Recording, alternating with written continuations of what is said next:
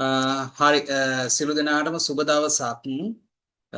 ඒ වගේම අද සතුටු දවසක්. ඔයාලට ඇහෙනවද? ඇහෙනවනම් හෑන්ඩ් රයිස් කරන්න. ඇහෙනව නේද? ඔව්. අද සතුටු දවසක් කියලා කිව්වේ දැන් සති කිහිපයකට කලින් අපේ LDI සත්ත්ව සංවර්ධන උපදේශක මධ්‍යම පළාතේ තනතුරු සඳහා පැවැත් වූ විභාගයෙන් අපි ක්ලාස් එකක් කරා මාස දෙකක් වගේ දවස් 16ක පේපර් සෙට් එකක් අපි සාකච්ඡා කරේ. එතකොට මුල් රෑන්ක් එක ඇතුළුව මම හිතන්නේ 26යි ගන්නෙ 26ක් වගේ තමයි ආරංචි අපිට තනතුරු 26ක්. ඒ 26 ඇතුළේ අපි 15ක් විතර ඉන්නවා. හරි. ඒතර සමහර ළමයි හිටියා අන්තිම දවස් කීපේ සම්බන්ධ වෙලා 26ක් වගේ වේකන්සි. අන්තිම දවස් දෙකේ තුනේ රෙකෝඩින් සෙට් එක කරන් බලලා ගොඩ දාගත්ත ළමයි ඉන්නවා. එතකොට මේ සාමාන්‍යයෙන් ඒක හොඳ තනතුරක් ඉස්සරහට යන්න පුළුවන්. උපාධියක් එහෙම කරාට පස්සේ විධායක ශ්‍රේණි තනතුරු දක්වා යන්න පුළුවන්. ඒ වගේම තමයි දැන් ගැසට් වෙලා තියෙනවා පුතේ අපනයන කුසකාර දෙපාර්තමේන්තුවේ ශ්‍රී ලංකා තාක්ෂණ සේවයේ තුන්වන ශ්‍රේණියේ තනතුරු සඳහා බඳවා ගැනීමේ තරඟ විභාගයේ 20යි 26යි. එතකොට තනතුරු තුනක් ගැසට් වෙලා තියෙන ගොවිපල් කළමනාකරු ව්‍යාප්ති නිලධාරි සහ තාක්ෂණ නිලධාරි. එතකොට මම මේ තරඟ විභාග මම කෘෂිකාර්මික ශාස්ත්‍රයට විතරයි කරන්නේ. එහා සම්බන්ධ ශ්‍රී ලංකා කෘෂිකර්ම සේවය විද්‍යාත්මක සේවය සහ ඊට පහළ මාණ්ඩලික තනතුරු කෘෂිකර්මාන්තයේ සම්බන්ධයෙන් නැත්නම් තාක්ෂණික විෂය කරුණු සම්බන්ධයෙන් අහන පේපර් වලට තමයි මම තරඟ විභාග කරන්නේ. මම රජයේ ගුරු සේවයේ අපසු උසස් පෙළ කෘෂි විද්‍යාව හා ජෛපත් තාක්ෂණ වේදී උගන්වන ගුරුවරයෙක් විදිහට ඒ වගේම උත්තර පත්‍ර පරීක්ෂකයෙක් විදිහට මේකේ සමහර තරඟ විභාග වලත් යනවා. සහ ප්‍රධාන වශයෙන්ම උසස් පෙළ කෘෂි විද්‍යාව සහ ජෛපත් තාක්ෂණ වේදී උත්තර පරීක්ෂකවරයෙක් විදිහට සහභාගී වෙන ඒ වගේම තමයි BHT වල ප්‍රායෝගික නැත්නම් ප්‍රායෝගික පරීක්ෂණ ඇගීම් මණ්ඩලයේ සමාජිකයෙක් විදිහටත් තියෙනවා. ඒතකොට අවුරුදු 12ක විතර සර්විස් එකක් තියෙනවා. ඉතින් ඒ අත්දැකීම් එක්ක තමයි මේ දේ කරන්නේ. එතකොට මම මුලින්ම ඔය තරඟ විභාග සඳහා විභාග පැවැත්වුවේ මෙන්න මේ තනතුරු සඳහාම තමයි 2017 හරි 18 හරි ළමයි 8 දෙනයි හිටියේ. ඒ 8 දෙනාගෙන් ළමයි 5ක් 6ක්ම ඒ ඉල්ලීමක් නිසා මගේ ඉගෙනගත්ත ගෝලියෝ කීප දෙනෙක් ඉල්ලුවා මේකට සර් ගොඩ දාලා දෙන්න වැඩි කියලා කතා කරාට පස්සේ තමයි මම කරේ. ඒකෙත් දැන් අපේ ඔය එක ළමෙක් තමයි මේ ගොවිපල් කළමනාකරුවෝ දෙන්නෙක් හරි තුන් දෙනෙක් හරි ඉන්නවා. ව්‍යාප්ති නිලධාරී ගිහිල්ලා ඉන්නවා. තාක්ෂණ නිලධාරී ගිහිල්ලා ඉන්නවා. දැන් ඒගොල්ලෝ මේක හරහාම ශිෂ්‍යත්ව ලබාගෙන උපාධි පාඨමාලා හදාරනවා සමහර විශ්වවිද්‍යාලවල. එතකොට ඉස්සරහට ඕගොල්ලන්ට දැන් කෘෂිකාර්ය දෙපාර්තමේන්තුවට ගියාට පස්සේ ඔයගොල්ලෝ මේ තනතුරු තුනෙන් එහෙකට ගියාට පස්සේ අවුරුදු 5ක් ඇතුළත තුල ඔයගොල්ලෝ BSc ඇග්‍රිකල්චර් ඩිග්‍රිය සම්පූර්ණ කරාට පස්සේ ශ්‍රී ලංකා විද්‍යාත්මක සේවය ලියන්න පුළුවන්. ලියලා සහකාර අපනයන කෘෂිකර්ම අධ්‍යක්ෂකවරයෙක් බවට පත් වෙන්න පුළුවන්. ඒ නිසා මේක හොඳ තනතුරක්. ඒතකොට ඉස්සරහට යන්න පුළුවන් MN කැටගරි එකක. එතකොට මහන්සිය සහ කැපවීම තමයි වැදගත්. මේකේ මේ විෂය නිර්දේශයක් ආවරණය කිරීමක් කරන්නේ නැත.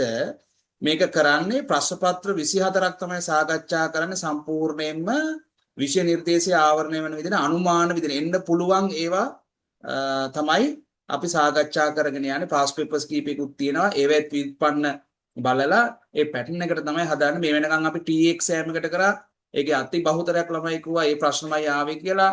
LDI එකෙත් එහෙමයි. ඒ වගේම අපි මේ දෙපාර්තමේන්තුවේ මේ තනතුරු සඳහා සාකච්ඡා කරනවා පේපර් 24ක්. ඒ කියන්නේ දින 24කින් මේ වැඩේ ඉවර කරනවා. එතකොට IQ කිරිල්ලක් කරන්නේ නැහැ මම. ඒතර ඕගොල්ලෝ IQ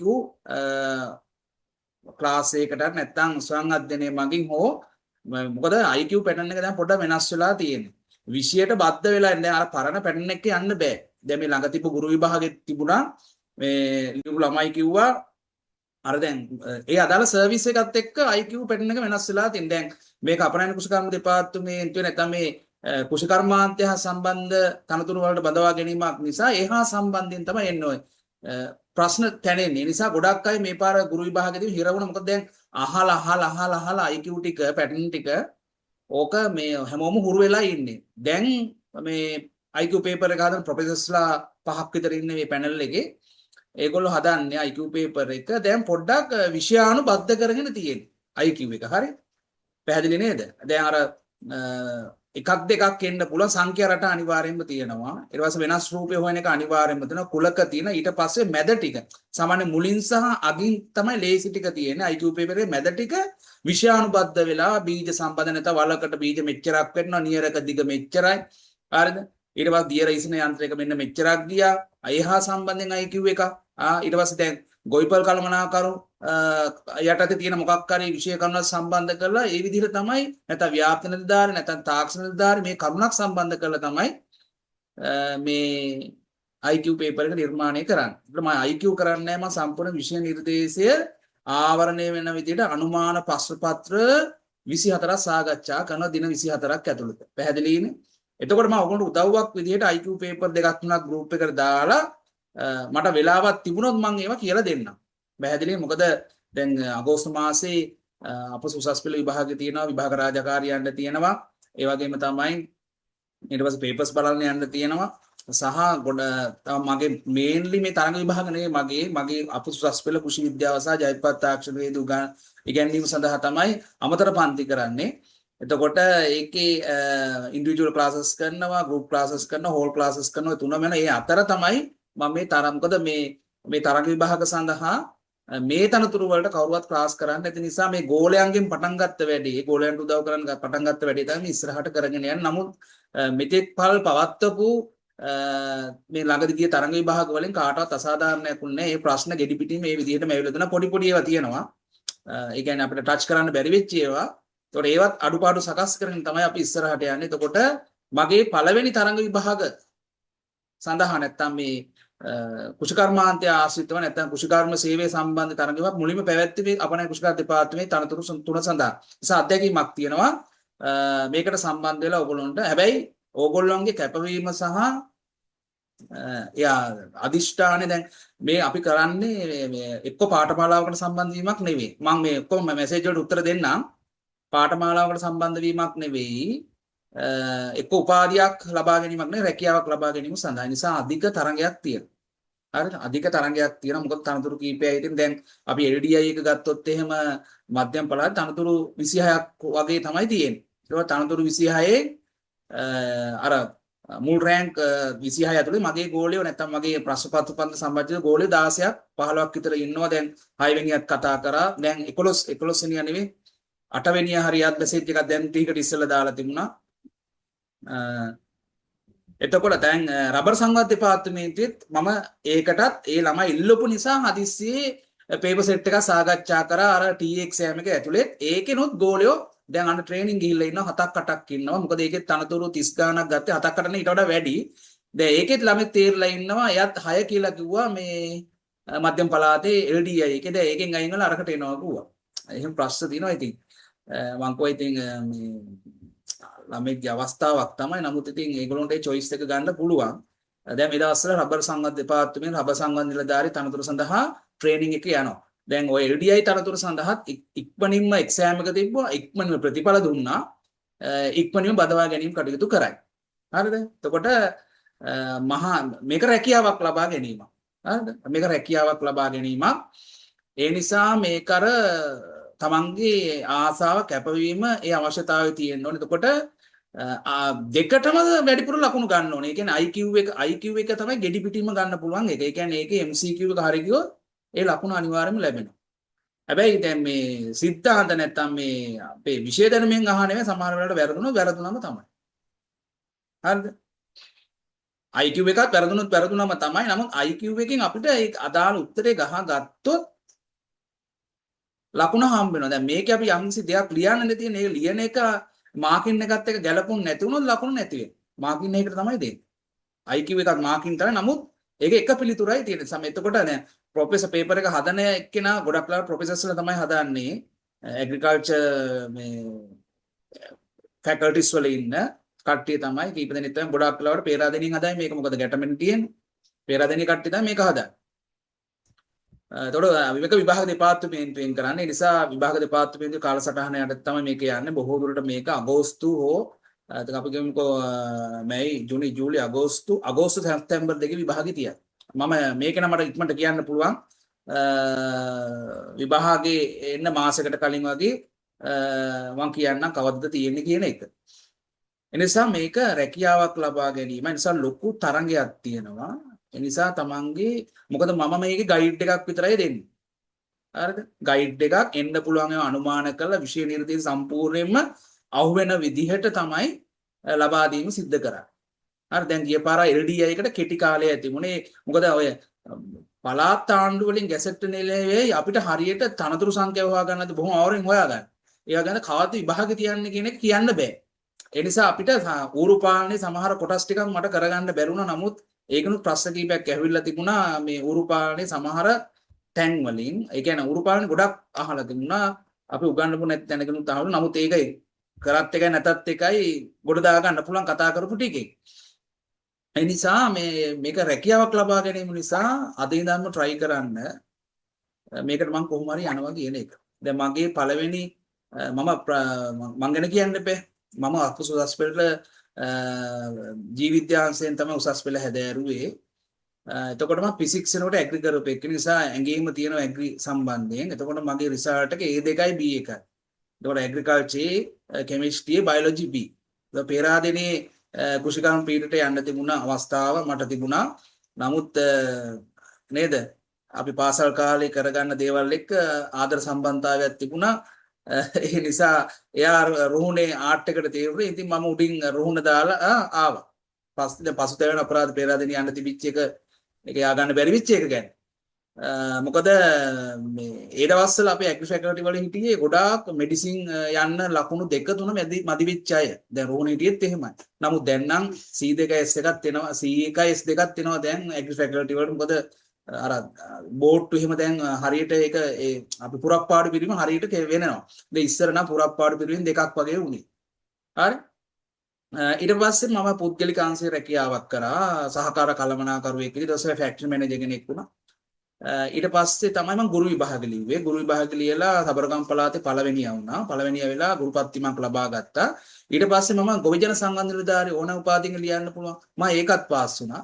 ඒකත් පාස් වෙලා ඒකේ පත්තිම අරගෙන ගියේ නෑ. මට හම්බුනේ රක්වාන පැත්තේ පොතුපිටිය කියන ප්‍රදේශයේ තියෙන ගොවිජන සංවර්ධන මධ්‍යස්ථානයේ ටීචින් වලට වඩා රුපියල් 1000ක වගේ වෙනසක් තිබුණේ. මම පත්තිම බාරගත්තා. ඉන්නේ නැහැ කියලා මොකද තව ළමයිට අවස්ථාවන්නේ. ඊට පස්සේ මම ලිව්වා මේ මොකද්ද උසාවි රෙජිස්ට්‍රාර්. ඒකත් ලියලා පාස් වෙලා පත්තිම ගන්න ගියේ නෑ. මගේ ඒකේ රෑන්ක් එක 7 හරි 8 හරි ඒක ගියෙත් නෑ. ඒක මම ආසාවෙන් හිටියේ ශ්‍රී ලංකා කෘෂිකර්ම සේවය ලියන්න. ඒක තමයි මගේ බලාපොරොත්තුව තිබුණේ. සහකාර කෘෂිකර්ම අධ්‍යක්ෂ පරීක්ෂණ පැත්තේ සයන්ටිස්ට් කෙනෙක් ඉදිරියට යන්න. නමුත් කෘෂිකර්ම දෙපාර්තමේන්තුවෙන් ඒ කාලේ දාපු නඩුවක් නිසා අවුරුදු 10ක් ඇදිලා ගියා. ඇදිලා ගිහිල්ලා ඒ විභාගය අපිට ලියා ගන්න බැරුණා. ලොකුම අසාධාරණයක්. මොකද මම ඒ ලෙවල් වලට කෘෂි විද්‍යාව කරෙත් මේ කෘෂිකාර්ය දෙපාර්තමේන්තුවට යන්න ආසාවෙන්. නමුත් අවසානයේ ගුරු සේවයෙන්ම හිර වෙන්න සිද්ධ වුණා. නමුත් හොඳයි. මොකද සබ්ජෙක්ට් එකේ ඉන්න පුළුවන් නිසා ලොකු දැනුමක් ගන්න පුළුවන්. ට්‍රේනින් වලට යනවා. ආසාවෙන් දැන් ඒක කරගෙන යනවා. පසුතැවෙන්නේ නැහැ. සමහර දේවල් තියෙනවා දැන් යන්න පුළුවන්. දැන් මම පරිම try එකක් දුන්නේ කෘෂිකාර්ය දෙපාර්තමේන්තුවේ ශ්‍රී ලංකා කෘෂිකාර්ය සේවය පාස් වෙන්න. නමුත් ඒ අවස්ථාව කරගන්න බැරි වුණා. ඔය දෙපාර්තමේන්තු කෘෂිකාර්ය දෙපාර්තමේන්තුවේ නඩුවක් කරලා අපිට ඒ සෙට් එකට මේ කියන්නේ 2014 පස්සේ අවුට් වෙච්ච බත්ති බහුතරයකට ලියා ගන්න බැරි වුණා. ඒ නිසා මේ ඕගොල්ලෝ ලැබිලා තියෙන්නේ සරණමය අවස්ථාවක් රාජ්‍ය සේවයට යන්න. ඒ නිසා ඒක අනිවාර්යයෙන්ම ගොඩ දා ගන්න ඕනේ. පැහැදිලි නේද? ඒ නිසා උපරිම උත්සාහය සහ කැපවීම. මොකද මේක මට ගයිඩ් එකක් විතරයි දෙන්න පුළුවන්. මම ඒ ලෙවල් ළමන්ටයි කියන්නේ ගයිඩ් එකක් විතර වැඩ කරන එක යනවා. ඔය මම රෑන්ක් එක 1 2 කියලා මම ඔය දැම්මට ඒ ප්‍රොමෝෂන්. හරිද? මොකද රෑන්ක් එක 1 2 3 4 5 ගත්ත ඔය ළමයින්ගේ කැපවීම තමයි තියෙන්නේ. මම කරලා තියෙන ගයිඩ් එකක් විතරයි. ඒ නිසා මේ සම්පූර්ණ තමන් මේ රැකියාවට යන්නේ නොයන එක තීරණය වෙන්නේ තමන්ගේ උත්සාහය සහ කැපවීම මත. ඒ නිසා මගේ කාර්ය මම කරනවා පේපර් 24 සාකච්ඡා කරන සම්පූර්ණ සිලබස් එක ආවරණය වන විදිහට ඒ සඳහා ඔයගොල්ලෝ සම්බන්ධ වෙන්න පුළුවන්. පැහැදිලි නේද? හරි. බලමු ප්‍රශ්න ටික මොනවද තියෙන්නේ කියලා ඔයගොල්ලෝගේ. සර් වේකන්සි කීයක් තියෙනවද? මේකේ 30 ගණනක් තියෙනවනේ. වේකන්සි බලනවාගේ 3 ගුණයක්. ඔව්. 3 ගුණ නේ 2 ගුණයක්. 2 ගුණයක් ඉඳවනවා. මෙහෙමයි ඕගොල්ලෝ බලාපොරොත්තු තියාගන්න. දැන් ඔය ඒක දැන් LDI වල වේකන්සි 26ක් තියෙනවා කියලා කියමුකෝ. ඔය 26ක් තිබුණාට ඔය අතර සුදුසුකම් නැති අයත් තියෙනවා. වයස වැඩියෙන් දාලා ඊට පස්සේ ඔය අදාළ දැන් ඩිග්‍රී අයත් ඇති උතන. හරිද? ඊට පස්සේ අදාළ නොවන ඩිප්ලෝමාවක් ඇති උතන හරි එහෙම ප්‍රශ්න තියෙනවා නේ එතකොට පහක් අයත් ඉතින් කැපිලා යනවා ඇදිලා එන්න පුළුවන් දැන් බලන්න දැන් රබර් සංවර්ධන දෙපාර්තමේන්තුවේ තේරිච්ච ළමෙක් ඉන්නවා ඒ ළමයා දැන් මේකට එනවා දැන් ඒ වගේ මේක ඉන්න ළමයි පස්සේ ඒකට යනකොට අර ඒකයි දෙගුණයක් ඉන්ටව් කරන්නේ ඒකයි දෙගුණයක් ඉන්ටව් කරන්නේ ඒකයි සාමාන්‍යයෙන් මාස 6ක් වගේ ඇතුළත තුළ කවුරු හරි අයින් වෙලා ගියොත් අර යට ඉන්න එක්කෙනාට chance එක දෙනවා එහෙම තමයි තියෙන්නේ හරි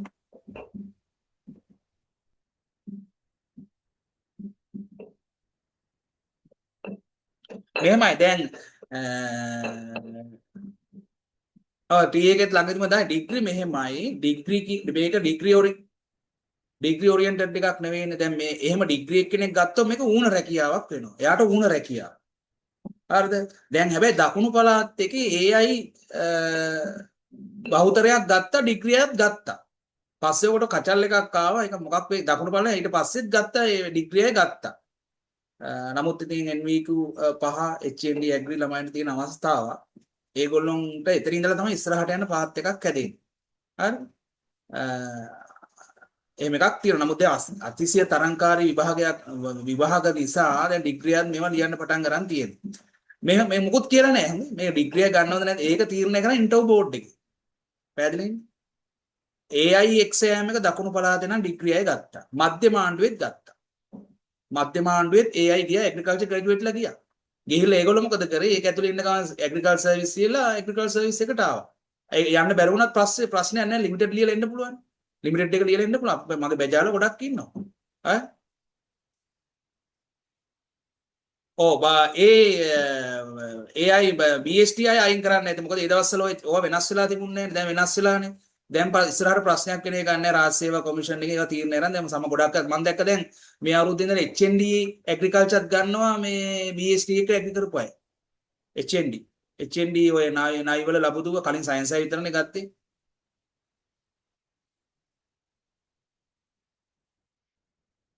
ඒකනේ ඔය මේ අන්තිම පාර කියලා තියෙනවා නේ එතකොට ප්‍රශ්න එහෙම වෙන්න පුළුවන් ඩිග්‍රිය ගන්න නැහැ කියලා තියෙනවා නම් එහෙම තීරණයකට ඇවිල්ලා තියෙනවා නම් එහෙම වෙන්න පුළුවන් නමුත් කියන්න බෑ ඒ ෆයිනල් කවුන්සිලින් ගන්න ඩිසිෂන් එක තමයි. මොකද ඒක කොහෙවත් කියලා නෑනේ.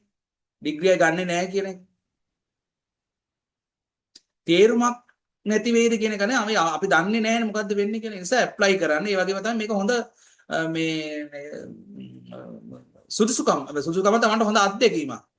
ඕගොල්ලෝ තරඟ විභාගවල සූදානම් වෙනවා නම් Tamanට සුදුසු ඇප්ලයි කරන්න පුළුවන් හැම එකකට රුපියල් 1000ක් 2000ක් යන්නේ. ඔක ඇප්ලයි කරලා IQ පේපර් එකේ පැටර්න් එක අඳුර ගන්න. දැන් ඔය IQ කරන සර්ලා හැමෝම මාස්ක් එකක් දාගෙන යනවා විභාග ලියන්න. පැටර්න් එක අඳුර ගන්න. මොකද IQ පැටර්න් එක අල්ල ගන්න බෑ. මොකද පේපර් එකෙන් පේපර් එක වෙනස් වෙනවා. පැහැදිලිද? අලුත් එන්න දැන් මේ තරංකාරීත්වය නිසා මේ පාර ගුරු විභාගයේම අර කට්ටිය දැක්කේ Facebook වල යනවා. වෙලා තියෙන්නේ IQ එක අමාරු වෙලා තියෙන්නේ. හරි ඒ නිසා මේ තියෙන ඔක්කොම එක්සෑම් ලියන්න.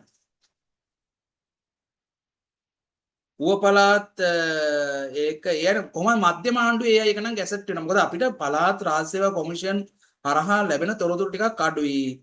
මධ්‍යම ආණ්ඩුවේ AI නම් අගෝස්තු වල ගැසට් වෙනවා. එතකොට ඔයගොල්ලන්ට අපි කලින් කරපු රෙකෝඩින් ටිකම බැලුවන් ඇති. මම ඒකට ආයි පේපර් 10ක් විතර කරන ක්ලාස් එකක් පටන් ගන්නෙ. මම ඔයගොල්ලන්ගේ රෙකෝඩින් ටික අයින් කරන්නේ. ඒ රෙකෝඩින් ටිකම බලන්න පුළුවන් අඩුපාඩුවක් නැතුව. හරිද? දෙසැම්බර් වෙනකම් මම ඒ ටික තියනවා. මොකද මේ අවුරුද්ද ඇතුළත ඕපන් AI එක ගැසට් එක. එතකොට ඒ රෙකෝඩින් ටික නැවත නැවත බලන්න. ඊට අමතරව අපි ප්‍රශ්න පත්‍ර 10ක් විතර සාකච්ඡා කරමු මේ ක්ලාස් එකක් දාලා තමයි. එහෙම කරගෙන යමු. පැහැදිලිද? එතකොට මේ පොඩි එක්සෑම් එකක් දැන් තව ආරංචියක් තියෙනවා. ඔය කලින් ඕගොල්ලෝ ගැසට් කරානේ මොකද්ද? කුපනිස මගේ YouTube channel එක නම් ලහිරු හේවා විතරන ඇග්‍රියන් BST කියලා ඇත්තේ. ඒවේ රෙකෝඩින් පෙන්වන්නේ නැහැ ඔයගොල්ලන්ට. මොකද ඒවා දාලා තියෙන්නේ ප්‍රයිවට් දාලා තියෙන්නේ. මේ A level ඒවා තමයි පෙන්වන්නේ මම. හරිද? මොකද මේ පේමන්ට් කරපු ළමයින්ට ඊමේල් එක හරහා දාලා තියෙන්නේ. ඔය කුපනිස්ස ගැසට් 20 ගැසට් එකක් වුණානේ. ඒකේ තිබුණ නැහැනේ තාම එක්සෑම් එක. ඒකේ මොකක් හරි සංශෝධනයක් යන කතාවක් කියනවා. ඒක NVQ 4 හා 5 කරපු අය ගන්න. එහෙම නව රීගැසට් එකක් දෙයි. ඒක හරියටම දන්නේ නැහැ හොඳේ. හරිද? ඒක පොඩ්ඩක් ඔයගොල්ලෝ හොයලා බලන්න. ඒකේ වේකන්සි 1000ක් විතර තියෙනවා. හරි කුපනිස. ඒ කුපනිස ගත්තේ O level සහ A level සමත් අය විදිහට මම මතක.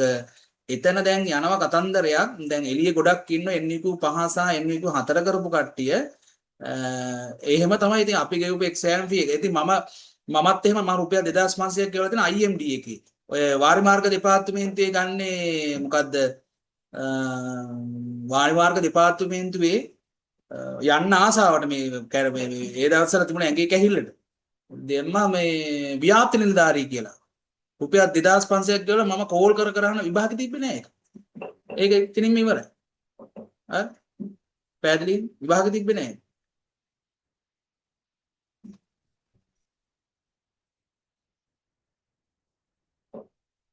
මෙහෙමයි මේකට ඇප්ලයි කරන්න පුළුවන් මේකේ ක්ලෝසින් දිනේ හෝ ඊට කලින් ඉෆෙක්ටිව් ඩේට් එක තියෙන අයට විතරයි. ට්‍රාන්ස්ක්‍රිප්ට් එක. නැත්නම් ඩීටේල් සර්ටිෆිකේට් එක. නැත්නම් ඔයගොල්ලෝ දෙන NVQ සර්ටිෆිකේට් එකේ තියෙන ක්ලෝසින් ඩේට් එක හෝ නැත්නම් ඊට කලින් දිනයක් වෙන්න ඕන. ඒ ඔය 130 ලිමිටඩ් ගන්නවා කියලා තියෙනවනේ මේ කෝටා එකේම එහෙම ලිමිටඩ් ඉල්ලන්න කවුරුවත් නැහැ කියලා තමයි ඇතුළේ ඉන්න අය කියන්නේ. එක්කෙනෙක් හෝ දෙන්නෙක් ඇති. ඒකනේ ඒක කියලා තියෙන කොන්දේසියක්. ලිමිටඩ් ඉල්ලන්න කට්ටිය නැත්තම් සම්පූර්ණ කෝටා එකම ඕපන්. මම හිතන්නේ මේකේ සම්පූර්ණ කෝටා එකම ඕපන් එකෙන් තමයි ගන්න. අර net කවුරුවත් නැහැලු ඉල්ලන්න. ආ ඕ දැන්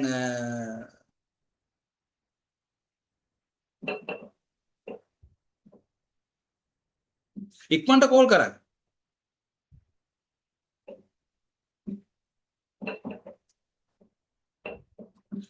ඉක්මනට කෝල් කරයි කෝල් කරලා මේ ඉක්මනට වඳවා ගැනීම කරයි. ඔය මධ්‍යම ආණ්ඩුව වල කතන්දර අපි දන්නේ නැහැ. අනිවාර්යෙන් ගන්නවා ඉතින්.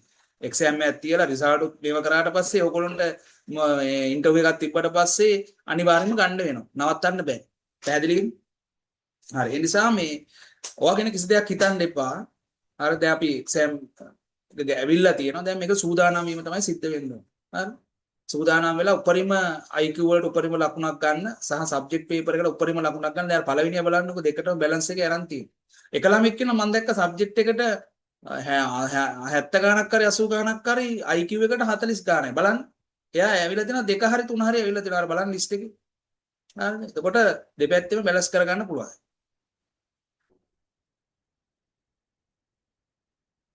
ඔය සෙන්ට්‍රල් පොයින්ට්ස් එකේ AI එක්සෑම් එකේ වේකන්සි ගන්නට විතරයි සර් ඉන්ටර්විව් කරේ.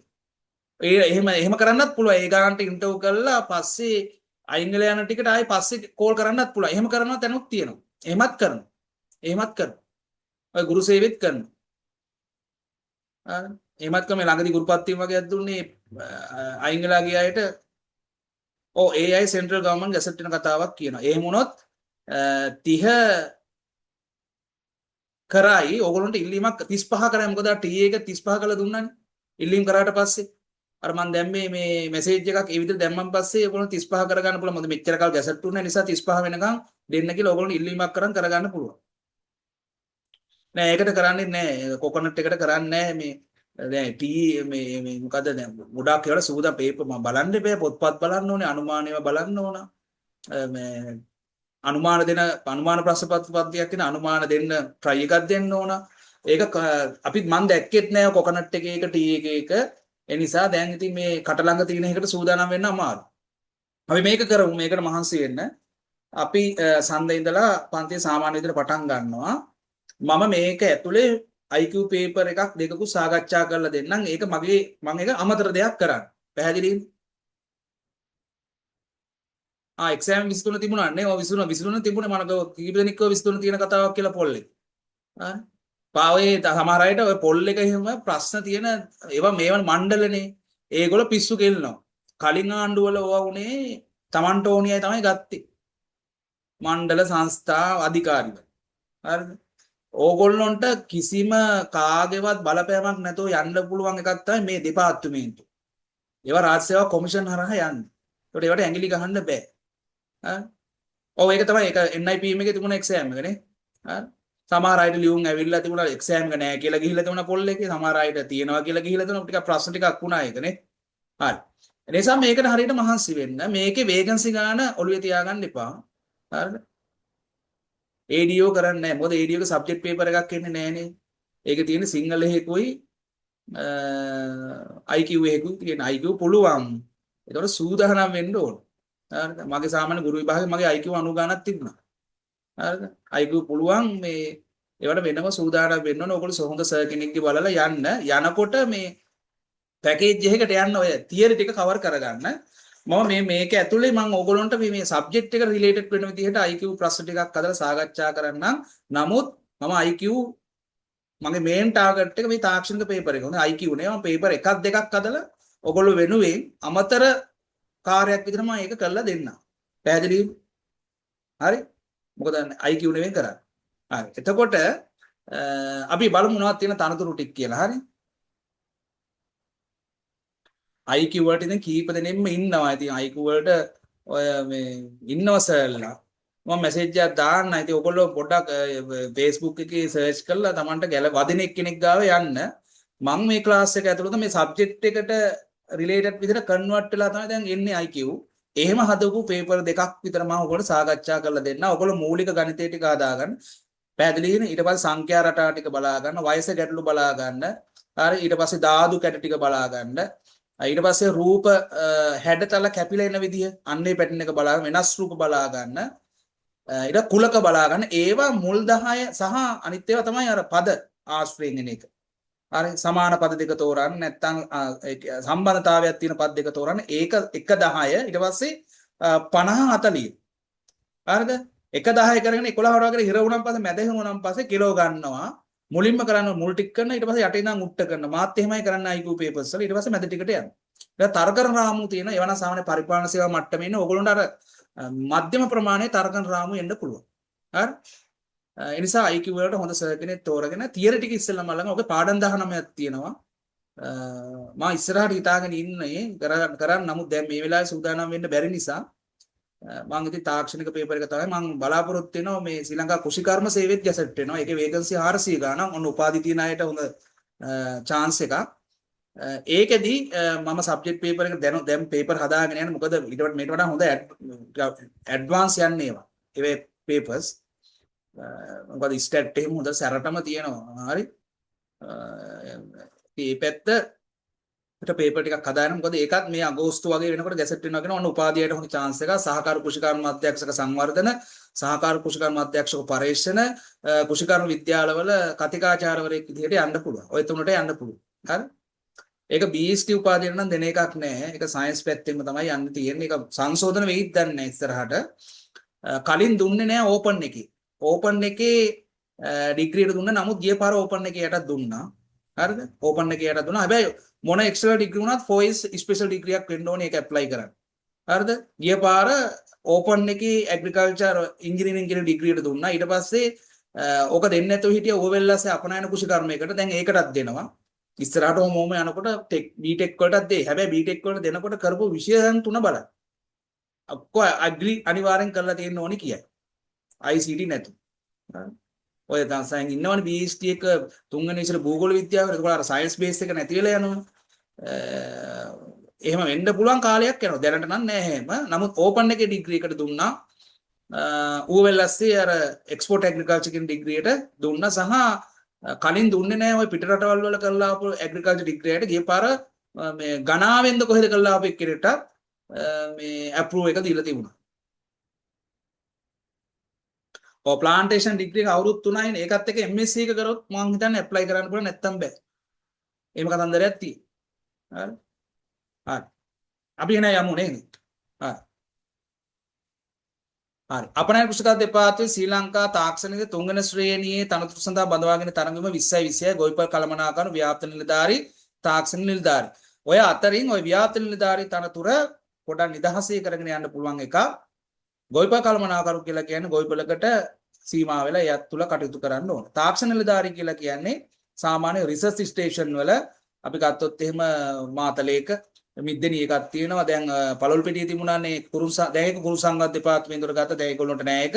ඒ වගේ තැන්වල තමයි ඔයගොල්ලන්ට කටයුතු කරන්න තියෙන තාක්ෂණ නිලධාරී තනතුර යටතේ. හරිද?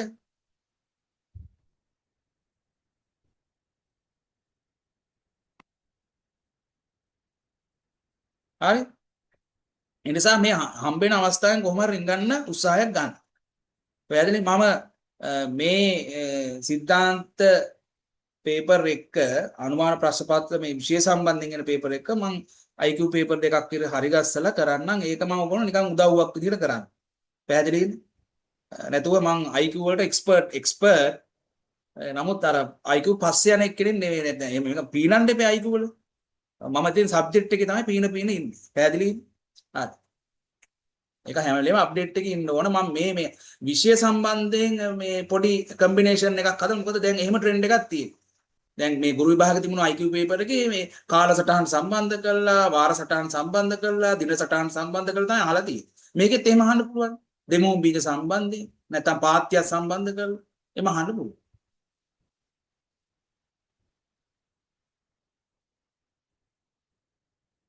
හරි. ඒතර බුද්ධි පරීක්ෂණය කාලය පැය 1යි. සියලුම තනතුරු තරහා සමත් 140. හරිද? පොදු පරීක්ෂණ 1. ඒතර පොදු පරීක්ෂණ 1 තාක්ෂණ විෂයානුබද්ධ පරීක්ෂණ. ඒතර මේක ගොවිපල් කළමනාකරු සහ ව්‍යාප්ති නිලධාරී තනතුරු සඳහා. එතකොට වැඩිපුර ඔය එක්ස්ටෙන්ෂන් පැත්තෙන් එහෙම ආනෝ ගිපාරත් අහලා තිබුණා. පොදු පරීක්ෂණ 2 තාක්ෂණ විෂයානුබද්ධ පරීක්ෂණය තාක්ෂණ නිලධාරී තනතුරු සඳහා. එතකොට මම එකම පේපර් එකේ මේ තුනටම අහන ප්‍රශ්න තමයි සාකච්ඡා කර වෙන වෙනම කරන්නේ නැත. පැහැදිලිනේ? එතකොට හැමෝම මං හිතන මේ තුනම ඉල්ලන්නේ නැති කියලා. තුනම ඉල්ලන්න මොකද තියෙන අවස්ථාවෙන් උපරිම ප්‍රයෝජන ගන්නට වෙනවා. හරිද? හරි. අපි එහෙනම් පේපර් එකට යමු. අපි අද කතා කරමු පළවෙනි පේපර් එක. අද ප්‍රශ්න තුනක් වගේ තමයි මම දාලා තියෙන්නේ. හරිද?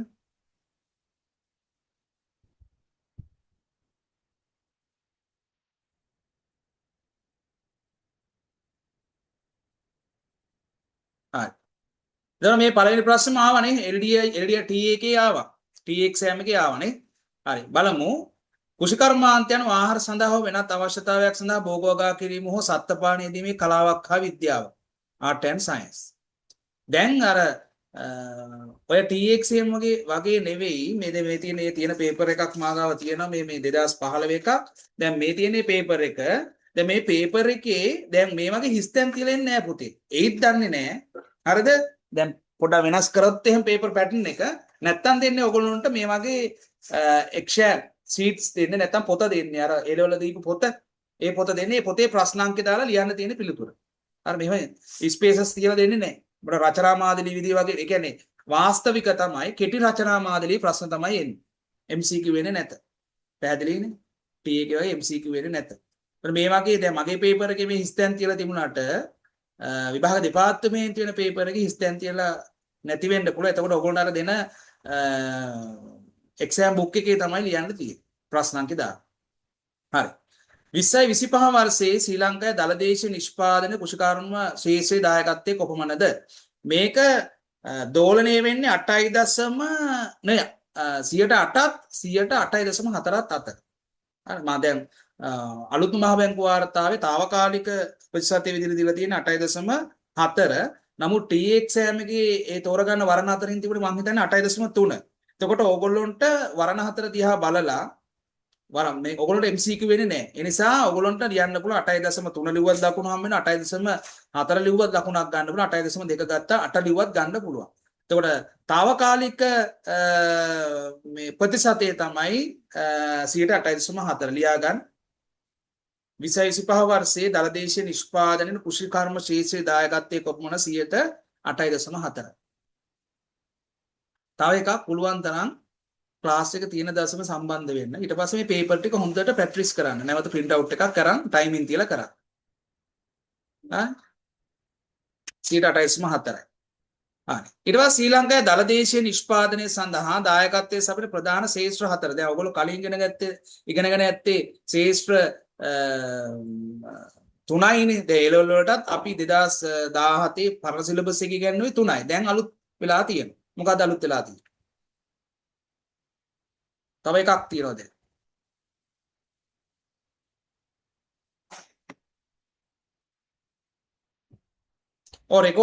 රෙකෝඩින් දානවා. රෙකෝඩින් දාන බය වෙන්න එපා. රෙකෝඩින් එක දෙනවා. නමුත් මං කියන රෙකෝඩින් එකට වඩා වැදගත් ලයිව් සම්බන්ධන එක තමයි වැදගත්. හරිද? මොකද මම මේ කියන අමතර දේවල් දැන් මේ පේපර් එකට අමතරව මම මේ කියන දේවල් දැන් අර සමහරව රබර් සංවර්ධනයේදී කතා කරපුවෙන් ලිව්වේ කියලා තමයි ළමයි කිව්වේ. හරිද? ඒක ඉතාල වැදගත්. ඔයගොල්ලෝ දැන් රෙකෝඩින් එක යනකොට ඔක ස්කිප් කර ප්‍රශ්නෙට උත්තරේ හොයාගෙන යන්නේ. පැහැදිලිනේ? එතකොට සමහර වෙලාව මම කියන විශේෂ දේවල් මගේ ඇරලා යන්න පුළුවන්. දැන් මම කිව්වේ 8ත් 8.4ත් අතර. හරි. ලිවට ප්‍රශ්නයක් නැහැ. ඔය ලියන්න ඕනේ 8.4 හෝ 8.3. දැනට ලියාගෙන 8.4. 8.4.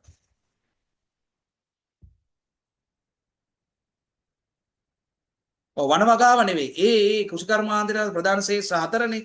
ප්‍රධාන ශේෂ්ත්‍ර 4 තමයි භෝග වගාව, සත්ත්ව පාලනය, දීවර, වන වගාව. ඒක නෙවෙයි. ශ්‍රී ලංකාවේ දලදේශීය නිෂ්පාදනය සඳහා දායකත්වයේ සපයන ප්‍රධාන ශේෂ්ත්‍ර 4 සඳහන් කරන්න කියලා කියනවා. පළවෙනි එක කෘෂිකර්මාන්තය. වරහන් ඇතුළේ ප්‍රතිශතත් ලියා ගන්න 8.4යි. මම සාමාන්‍යයෙන් A level වලට ඔන්ලයින් ක්ලාස් එහෙම කරන්නේ නැහැ. කලින් කරා මම ෆිසිකල් විතරයි කරන්නේ. මොකද ඒ නගරේ විතරයි කරන්නේ. මොකද අනිත් ගුරුවරුන්ටත් ලොකු එන ප්‍රශ්නනේ. හරිද? ඒ නිසා මට මේ ස්මාර්ට් බෝඩ් අරව මේවා නැහැ. මේ විදිහට තමයි කරන්නේ. හරිද? මගේ තිබුණා මේ වයිට් බෝඩ් එක බිත්තිය ගහගෙන මේ රෙන්ට් එකට ඉන්නේ. ඒක තියෙන්නේ මගේ මේ ස්ථිර පදිංචි තියෙන ගෙදරදී ඒව ගලවගෙන එන්න බෑ. ඒ නිසා මේ විදිහට කරන මොකද නෝනට පත්වීම හම්බුනේ මේ මාතර රාහුල විද්‍යාලයේ කලින් වැඩබල විදුහල්පති විදිහට හිටියේ දැන් එක බැච් එකේ අපි දෙන්න. එයාත් ඇග්‍රිකල්චර් ඩිග්‍රියක් තියෙන. එයා අධ්‍යාපන පරිපාලන සේවයේ පාස් වුණා. පාස් වෙලා දැන් සහකාර විභාග කොමසාරිස් වරියක් විදිහට හිටියා. ඊට පස්සේ රත්නපුර සීවලි මධ්‍ය මහාවිද්‍යාලේ මම ඒක ඉගෙන ගත්තා. ඒකේ නියෝජ්‍ය විදුහල්පති හිටියා.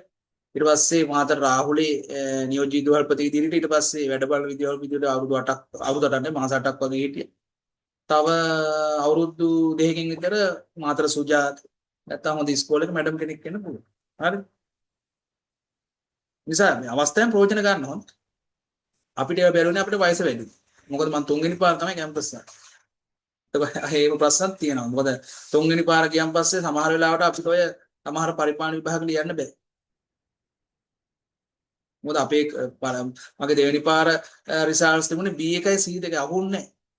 ඒ දවස්වල 2006 11 දැන් තමයි අහුවෙන්නේ. B1 C2 මට අහුණා ඌව වෙල්ලස්ස. මොකද්ද T value addition කියලා ඩිග්‍රියක් තිබුණේ. ඒ කාලේ පටන් ගත්තම කාලේ. ඒකට ගියේ නෑ මොකද එතකොට A level කට ළඟ වගේ ලියලා හිටියේ. ඉතින් තමන් නිකන් හිටියා. හරි. දැන් හැම වෙලේම උත්සාහයක් ගන්න උත්සාහය තමයි දැන් අපිට දැන් මේ අපිට තියෙන එකම දේ තමයි මේ රාජ්‍ය සේවයේ මේකට පැන ගන්න එක. හරි. මොකද අපි මධ්‍යම පාන්තිකයෝනේ අපිට බිස්නස් කරන්නත් මේ ඔය ආයෝජනය කරන්න මේ රටේ දින තත්ත්වෙත් එක්ක මේ දේ තමයි අපිට කරගන්න තියෙන්නේ. රට යන්න පුළුවන් නම් හොඳයි. එහෙම chance උත් මට ගොඩක් ආවා. නමුත් ඉතින් විවිධ ප්‍රශ්න නිසා ඒවයි ගියේ නෑ. දෙමව්පියෝ දාලා යන්න බැරි හින්දායි. ඒ වෙලේ මුදල් හොයාගන්න බැරි වෙච්ච නිසායි. හරි. රටවල් කීපයකින්ම යන්න අවස්ථාව ආවා. ඒවා ගියේ නෑ. මුදල් තිබුණේ නෑ. නිව්සීලන්ත යන්නා මුදල් තිබුණේ නෑ. ලක්ෂ 20ක් විතර හොයාගන්න ඒ කාලේ තිබුණේ නෑ. නැත්තම් මේ වෙනකොට හොඳ තැනක ඉන්න තිබුණා. ඒ හොයාගෙන ගිය අය දැන් හොඳ තාත්තා මගේ දැන් රූම් එකක ඉන්නවා ෆාම් එකක අයිතිකාරය. නිව්සීලන්ත. හරිද? මේ අවස්ථාවේ හොඳ ප්‍රයෝජනයක් ගන්න. හරි. කුෂිකර්මාන්තයේ 8.4යි. ඊට පස්සේ කර්මාන්ත 25.4යි වරහන් ඇතුළේ ලියා ගන්න මේ 2025 මහ බැංකු වාර්තාව අනුව කුෂිකර්මාන්තයේ 8.4යි කර්මාන්ත 25.4යි සේවා 54.6යි සේවා 54.6යි ඊට පස්සේ අලුත් එක තමයි බදු හා සහන ආදාය. අලුත් එක තමයි බදු හා සහන ආදාය. බදු හා සහන ආදාය. බදු හා සහන ආදාය 11.6. බදු සහ සහන ආදාය 11.6. කුෂිකර්මාන්තයේ 8.4යි. කර්මාන්ත 25.4යි. සේවා 54.6යි. බදු හා සහන ආධාර 11.6යි. හරි. ඊට පස්සේ 20යි 24 වර්ෂයට සාපේක්ෂව හරි 20යි 24 වර්ෂයට සාපේක්ෂව 20යි 25 වර්ෂයේ ශ්‍රී ලංකාවේ කෘෂිකාර්මික ශේෂ්ත්‍රයේ වර්ධන වේගය කොපමණද කියලා අහනවා 0.8යි. 0.8යි. ඔය ඉරිගහන නෙවෙයි එනවා කෙලිම ලියන්න එන්නේ. හොඳේ 0.8යි.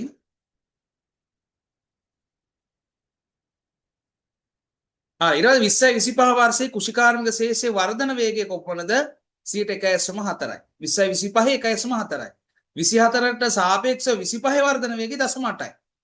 0.8යි 25 වර්ෂයේ කෘෂිකාර්මික ශේෂ්ත්‍රයේ වර්ධන වේගය කොපමණද 1.4යි.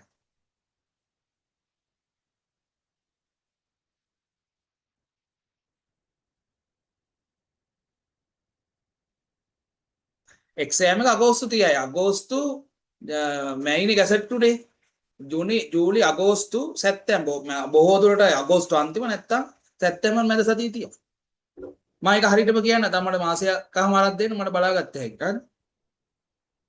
ඊට පස්සේ උයන්න ශ්‍රී ලංකාවේ ප්‍රධාන දේශනික කලාප වාර්ෂික වර්ෂාපතන ප්‍රමාණය සමග සඳහන් කරන්න. ඒක අපි දන්නවා ලංකාවේ දේශනික කලාප තුනක් තියෙනවා.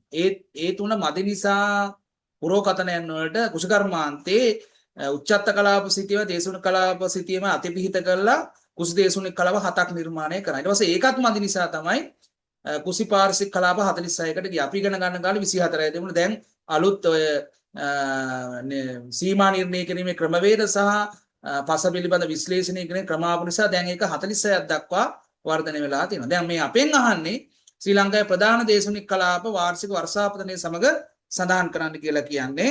ලියාගන්න පළවෙනි එක අපි දන්නවා වියලි අපි ඉගෙන ගන්න කාලේ ශුෂ්ක කලාප කියලා එකකුත් තිබුණා. දැන් නෑ. ශුෂ්ක කලාප කියලා එකක් ලංකාවේ නෑ. හොඳේ? හරි. ලියාගන්න පළවෙනි එක වියලි කලාපය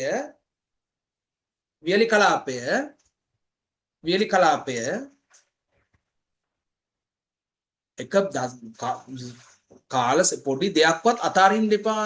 හැම වෙලෙම වැඩ කරන්න. ඕගොල්ලෝ A level වලටත් හරියට වැඩ කරා නම් කැම්පස් යනවන්නේ. හරිද? ඔය A level වලට ඩිප්ලෝමාවේ ඔය සබ්ජෙක්ට් පාස් කරගන්න ඒවට මහන්සි වෙනාට වඩා වැඩි ප්‍රමාණයකින් මහන්සි වෙන ලොකු තරගයක් තියෙනවා. දැන් අද ආපු ප්‍රතිඵලාව ළමයි සතුටු වෙනවා නේදනේ? හරි. සමහර මැසේජ් දාලා තියෙනවා කෝල් ගත්තා. හරි සතුටුයිස්. හරි අපිට සතුටුනේ අපිට ජොබ් එක හම්බුනා වගේ තමයි. තමන්ගේ ජීවිතේ තීරණය වෙන එක කඩයිමක්. සම්පූර්ණ අනාගතේ තීරණය වෙන්නේ ඒ මත. දැන් හොඳ සැලරි එක පඩිත් වැඩි කළා රාජසේ. දැන් මට දැන් මං ගුරු සේවය දැන් 2කට යනවා. එතකොට මගේ බේසික් එක 90ක් විතර. හරි. මදි ජීවත් වෙන මදි. තා මොන හරි කරන්න ඕනේ. ඒක තමයි මේ කරන්නේ.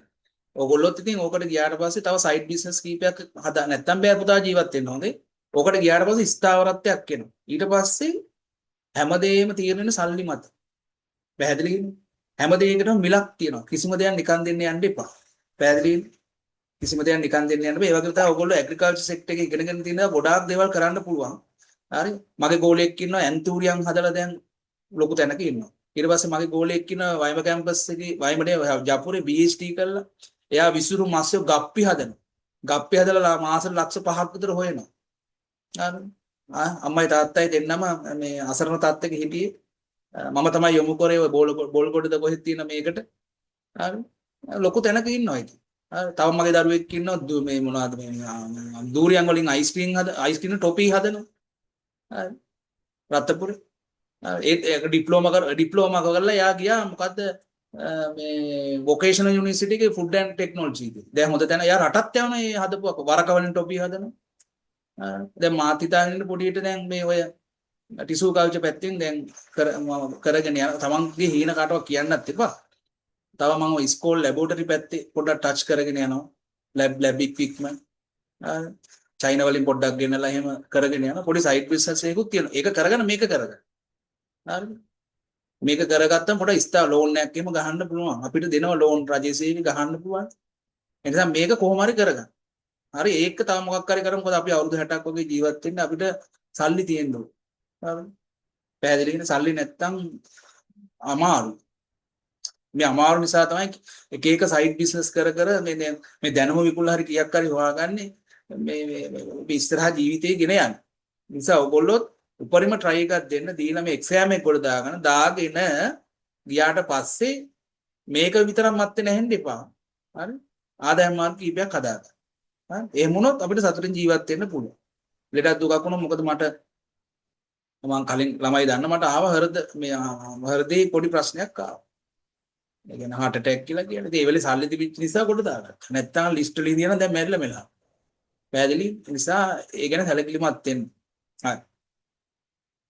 එතකොට 20 25 වර්ෂයේ කුෂිකාර්මික ශේෂයේ වර්ධන වේගය කොපමණ 101.4යි. හරි. ඊට පස්සේ උයන්න ශ්‍රී ලංකාවේ ප්‍රධාන දේශුනික කලාප. එතකොට දේශුනික කලාප 3යි කුසු දේශුනික කලාප 7යි ඊට පස්සේ කුසු පාර්ශ්වික කලාප 46යි. ඕකිනුත් විවිධ ප්‍රශ්න අහන්න පුළුවන්. අපි ඒවා කතා කරමු පස්සේ පේපර් වල. හරි. වියලි කලාපය මිලිමීටර 1750ට අඩු.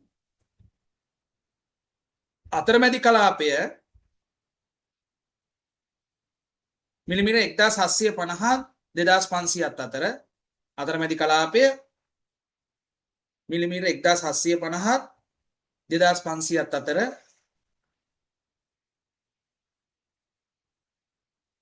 තෙත් කලාපය මිලිමීටර 2500ට වඩා වැඩි. තෙත් කලාපය මිලිමීටර 2500ට වඩා වැඩි. එතකොට මගේ පේපර් අර පිළිවෙලකට නෑ. අර ඕගොල්ලන්ට එන පේපර් එක විදිහට සිලබස් එක බ්ලෙන්ඩ් කර කර අනුමාන ප්‍රශ්න 2000 තමයි හදන්නේ. පැහැදිලිද? එතකොට තමයි අපිට බය නැතුව පේපර් එකට වරවන්න ටක් ගන්න. නැත්තම් මේක සිලබස් එක වෙනම උගන්නලා එහෙම කරන්න කාලයක් නෑ. එහෙම කරන්න ගියොත් මේකට ලොකු ගාණක් ගන්නත් තියෙනවා. හරි එහෙම කරලා බෑ මාස 3 විභාගයට ටාප් කරන්න බෑ. මේ දෙන්නේ ගයිඩ් එකක්. මේ පේපර් එකේ මේ අහන ප්‍රශ්න අනුව ඔයගොල්ලෝ තේරෙනවනේ මේ තැන් වලින් ටච් වෙන්නේ කියලා තව හොඳට අධ්‍යයනය කරන්න ඕනේ. දැන් මගේ කලින් ක්ලාස් වල TA ක්ලාස් වල මම පේපර් එක දැම්මට පස්සේ ඒ ළමයි උත්තර ලියලා මට එව්වා. අන්න ඒ தත්තට එන්න ඕනේ ඔයගොල්ලෝ. හරි ඒගොල්ලෝ print out එකක් කරලා නැත්නම් ප්‍රශ්න ඔයගොල්ලෝ print out එකක් ගන්න ඕනේ. ප්‍රශ්නාංකය දැම්ම ෆෝන් එකෙන් බලාගෙන උත්තර ලියලා මට WhatsApp කරා. ඩිස්කෂන් එකට කලින් ඒගොල්ලෝ එව්වා. ඒගොල්ලෝ තමයි 1 2 3 7 8 අරන් තියෙන්නේ. පැහැදිලි? හරි. එතකොට ජෛව පොහොර කියලා කියන්නේ මොකක්ද? ඒක පොහොර ගැන සාකච්ඡා වෙනවා මේ සිලබස් එක ඇතුලේ. ජෛව පොහොර කියන්නේ මොකක්ද? හරිද? එතකොට ජෛව පොහොර කියලා කියන්නේ අර වගා ශේෂ්ත්‍රයේ පසට යෙදු විට භෝගයට අවශ්‍ය සාක පෝෂක ලබා දීම වර්ධනය කරන්න පුළුවන් සුද්ධ ජීවීන් අඩංගු කාණ්ඩයක්. සුද්ධ ජීවීන් මගින් තමයි මේ පසට පොහොර ලබා දීම සිද්ධ වෙන්නේ. කියන්නේ සුද්ධ ජීවීන් මගින් නයිට්‍රජන් තිර කළ පසල ලබා දෙනවා. නයිට්‍රජන් තිර කළ පසල ලබා දෙනවා. සෝරි. නැත්තම් ඔය අපි දන්නවා පසේ තිර වෙලා තියෙන පෝෂකයක් තමයි ෆොස්ෆරස් කියලා කියන්නේ. ෆොස්ෆරස් වල ද්‍රාව්‍යතාවය වැඩි කරන නැත්නම් චලතාවය වැඩි කරන. පැහැදිලි? හරි ලියා ගන්න. වගා ශේෂ්ත්‍රයේ පසට යෙදූ විට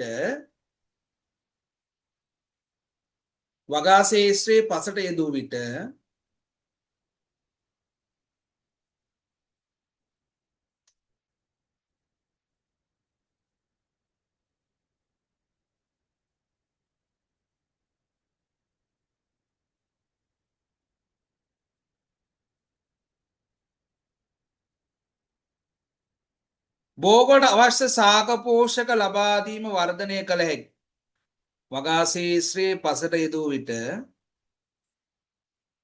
භෝගයට අවශ්‍ය සාක පෝෂක ලබා දීම වර්ධනය කළ හැකි. සුත්‍ර ජීවීන් අඩංගු කාණ්ඩයකි.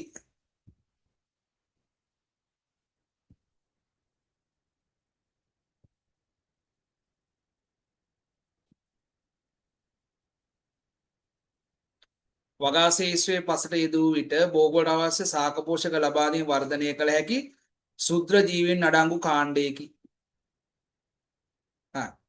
ප්‍රධාන ජෛව පොහොර ආකාර දෙක සඳහන් කරන්න කියලා තියෙන ප්‍රධාන ජෛව පොහොර ආකාර දෙක තමයි පළවෙනි එක ලියා ගන්න නයිට්‍රජන් තිර කිරීමේ ජෛව පොහොර. නයිට්‍රජන් තිර කිරීමේ ජෛව පොහොර.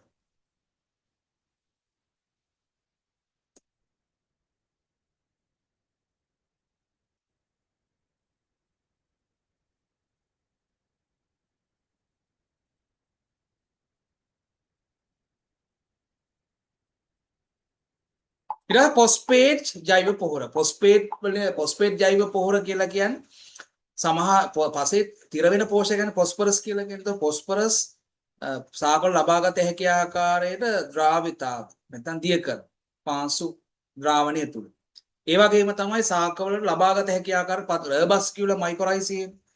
හරි මූල මණ්ඩලයත් එක්ක සමදිලීරයක් ඒක. අර පැතිරලා තියෙන පොස්පරස් විවිධ තැන්වල තියෙන පොස්පරස් එයා අරගෙන සාකේ ලබා දීම සිද්ධ කරනවා. ඒවා අහන්න පුළුවන් උදාහරණ අපි ඊළඟ පේපර් වල ප්‍රශ්න විදිහට ඒක අහමු. නයිට්‍රජන් තිර කිරීමේ වර්ග ඊට පස්සේ ෆොස්ෆේට් ජෛව පොහොර. හරි. ඒතර ජෛව පොහොර වල වැදගත්කම් තුනක් සඳහන් කරන්න. මේවා හිතලා ලියන්නත් පුළුවන්. හොඳයි. ඒතර මේවා වාස්තවික ප්‍රශ්න. මේ විදිහට හිස්තැන් කියලා දෙන එකක් නෑ මොකද ස්පේසස් ප්‍රශ්න අංකේ දාලා ලියන්නේ බොහෝ දුරට. හරි. ලියා ගන්න පළවෙනි එක නයිට්‍රජන් තිර කිරීම මගින් පසන නයිට්‍රජන් ලබා දී. හරි ප්‍රධාන කාර්ය එකක් නේ. හරි නයිට්‍රජන් තිර කිරීම මගින් පසට නයිට්‍රජන් ලබා දීම. නයිට්‍රජන් තිර කිරීම මගින් පසට නයිට්‍රජන් ලබා දීම.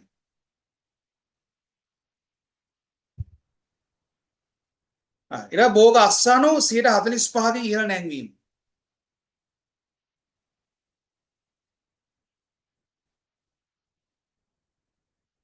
භෝග අස්සනු 145කින් ඉහළ නැංවීම. භෝග අස්සනු 145කින් ඉහළ නැංවීම. ඊළඟට පාංශු ගුණාංග වැඩි දියුණු වීම. තව තියෙනවා හොඳේ. පාංශු ගුණාංග වැඩි දියුණු වීම. නයිට්‍රජන් තිර කිරීම මගින් පසට නයිට්‍රජන් ලබා දීම. භෝග අස්සනු 145කින් ඉහළ නැංවීම. පාංශු ගුණාංග වැඩි දියුණු වීම. පාංශු ගුණාංග වැඩි දියුණු වීම.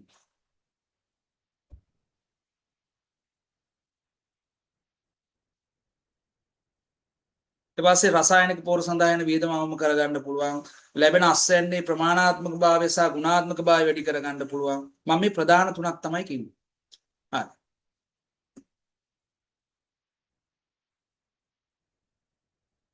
හරි. ඊට පස්සේ පොහොර භාවිතයේ 4R සංකල්පය. හරි. 4R සංකල්පය කියලා කියන්නේ දැන් අපි භාවිතා කරන පොහොර වල කාර්යක්ෂමතාවය වැඩි කරගන්න එපා. හරිද? ඒ කියන්නේ යොදන ලද පොහොර ප්‍රමාණයෙන් කොපමණ පොහොර ප්‍රමාණයක් භෝගය භාවිතා කළේද යන්න ප්‍රතිශතයක් ලෙස දැක්වීමට අපි කියනවා පොහොර කාර්යක්ෂමතාවය කියලා. එතකොට මේ කාර්යක්ෂමතාවය වැඩි කර ගැනීම සඳහා දැන් ඔය කන්වෙන්ෂනල් ඇග්‍රිකල්චර් නැත්නම් සාමාන්‍ය කෘෂිකර්මාන්තය තුළ වර්තමානයේ 4R සංකල්පය පාවිච්චි කරනවා. මොකද මේ 4R සංකල්පය කියන්නේ નિયમિત වේලාවට. નિયમિત වේලාවට ෆර්ටිලයිසර් ඒ සාකයේ සුදුසු වර්ධනවදී දානවා වගේ. ඊට පස්සේ નિયમિત ස්ථාන. සමහර සාකවල මූල මණ්ඩල කියන්නේ මුල ගසේ මුලම තැම්පත් කරා නැත්නම් ගසේ යම්කිසි දුරකින් තැම්පත් කරන්න ඕන. හරිද? ඊට පස්සේ નિયમિત ප්‍රභවයෙන් නැත්නම් කියන්නේ යූරියාද ඇමෝනියම් සල්ෆේට් කියන එක. දැන් තෙත් කලාපයට අපි ඇමෝනියම් සල්ෆේට් නිර්දේශ කරන්නේ මොකද පස තවදුරටත් තාම්ලික වෙන නිසා. ඊට નિયમિત ප්‍රමාණය. ඒ සාකයට අවශ්‍ය નિયમિત ප්‍රමාණය. ග්‍රෑම් කොච්චරද? ගිනි පිට්ටි පීනකින් කොච්චරද කියන එක. ඔය විදිහට අපි පොහොර යෙදුවොත් පොහොර සඳහා යන අනවශ්‍ය වියදමවම කරගන්න පුළුවන්. පසේ පාසු සෞඛ්‍යයට වෙන හානියවම කරගන්න පුළුවන්. පැහැදිලිනේ? හරි. ඒ වගේම තමයි සුදුජීන්ගේ ක්‍රියාකාරීත්වය ප්‍රශස්ත මට්ටමක තියාගන්න පුළුවන්. අස්වැන්නේ ගුණාත්මක භාවය ඉහළ මට්ටමක තියාගන්න පුළුවන්. පොහොර සඳහා යන වියදමවම කරගන්න පුළුවන්. පැහැදිලිනේ? ඒ නිසා පොහොර වල කාර්යක්ෂමතාවය ප්‍රශස්ත ආකාරයෙන් වැඩි කරගන්න පුළුවන්. පැහැදිලි? හරි ලියාගන්න පළවෙනි එක નિયમિત වේලාවට. નિયમિત වේලාවට.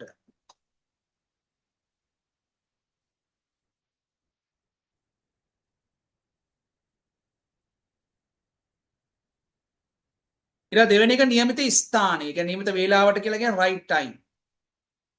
નિયમિત වේලාවට. දෙක નિયમિત ස්ථානයේ. નિયમિત ස්ථානයේ තුන નિયમિત ප්‍රභවයෙන්. තුන નિયમિત ප්‍රභවයෙන්. හතර નિયમિત ප්‍රමාණය. හතර નિયમિત ප්‍රමාණය. નિયમિત වේලාවට දෙක નિયમિત ස්ථානයේ තුන નિયમિત ප්‍රභවයෙන් හතර નિયમિત ප්‍රමාණය.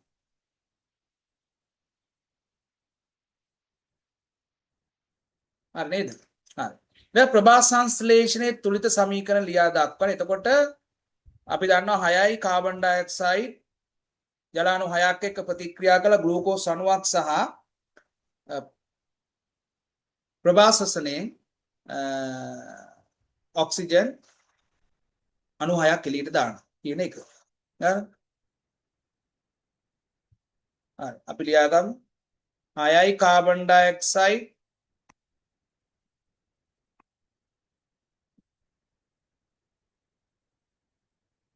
ධන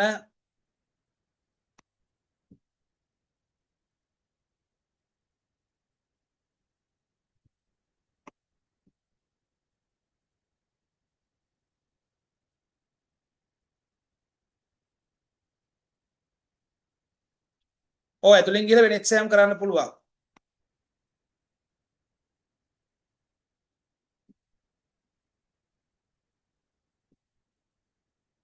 ඒ කියන්නේ ඉන්ටර්විව් එකෙන් ගත්තොත් ප්‍රශ්නයක් නැත්තම් බාධාවක් දුන්නද කලින් අරන් තියනවා. දැන් මේ ඔය දකුණු පළාත් එකේ එහෙම AI අරන් තියෙනවා. මේ AI හා සමාන තනතුරක් නේ මේක. වැඩේ තියෙන්නේ ඉතින් ඒගොල්ලෝ ඉන්ටෝ බෝඩ් එකේ මොකක් කරයිද දන්නේ නැහැ. මේක කියලා නෑ මොකුත් එහෙම. මේක ලියලා බලන්න ඉතින් ඔයගොල්ලන්ට මේ අත්දැකීමක් ගන්න පුළුවන්. මොකද ඉස්සරහට දැන් ඔක BSc ඇග්‍රිකල්චර් තියෙනවා කියන්නේ දැන් ඔන්න ඇග්‍රිකල්චර් සර්විස් ගැසට් වෙනවා හොඳ. ඒකට සූදානම් වෙන්න. මීට වඩා ඇඩ්වාන්ස් පේපර්ස් මේවම තමයි මේ ප්‍රශ්නක් තියෙනවා. නමුත් ඒකේ තියෙනවනේ සංවර්ධන එකක් තියෙනවා. පරීක්ෂණ එකක් තියෙනවා. පරීක්ෂණ පැත්තට යනකොට පොඩ ජෙනටික් පැත්තෙන් එහෙම ලොකුට අහනවා. හරි.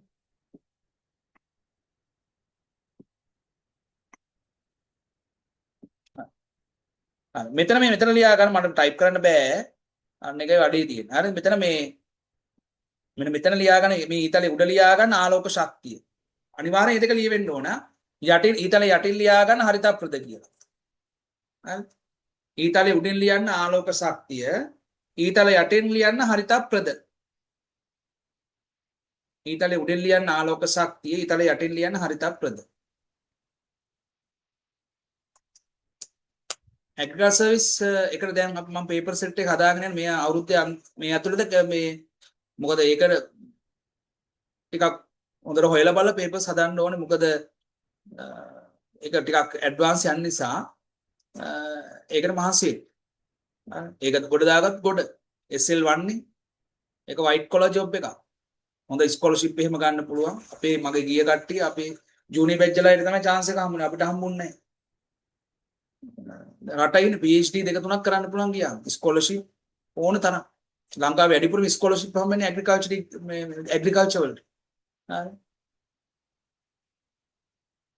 මේකෙත් තියෙනවා හොඳ දැන් මේකට ගියාට පස්සේ ඩිප්ලෝමා තියෙන අයට රුහුණේ හරි පේරාදෙණියේ හරි සබරගමුවේ හරි මේ යාපනයේ ඇග්‍රිකල්චර් ඩිපාර්ට්මන්ට් එකේ අපනයන කුසල දෙපාර්තමේන්තයට ශිෂ්‍යත්ව දෙනවා ඩිග්‍රී කරන්න පුළුවන් BSc ඇග්‍රිකල්චර් අපේ බැච් එක දෙන්නෙක් හිටියේ ඒගොල්ලෝ ඒක කරගත්ත ගමන් මේ ලිමිටඩ් ලියන්න පුළුවන් ඇග්‍රිකල්චර් සර්විස් හරි එතකොට මේක තමයි තුලිත සමීකරණය අර ඊතලේ උඩින් ලියන්න ආලෝක ශක්තිය ඊතලේ යටින් ලියන්න හරිතප්‍රද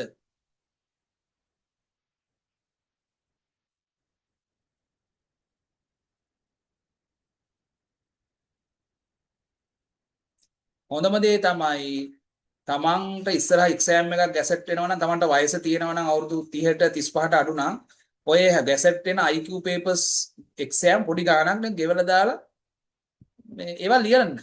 එතකොට IQ එකට සිංහල පේපර් එකට සබ්ජෙක්ට් පේපර් වලට හුරු වෙන්න. මම එහෙම කරා.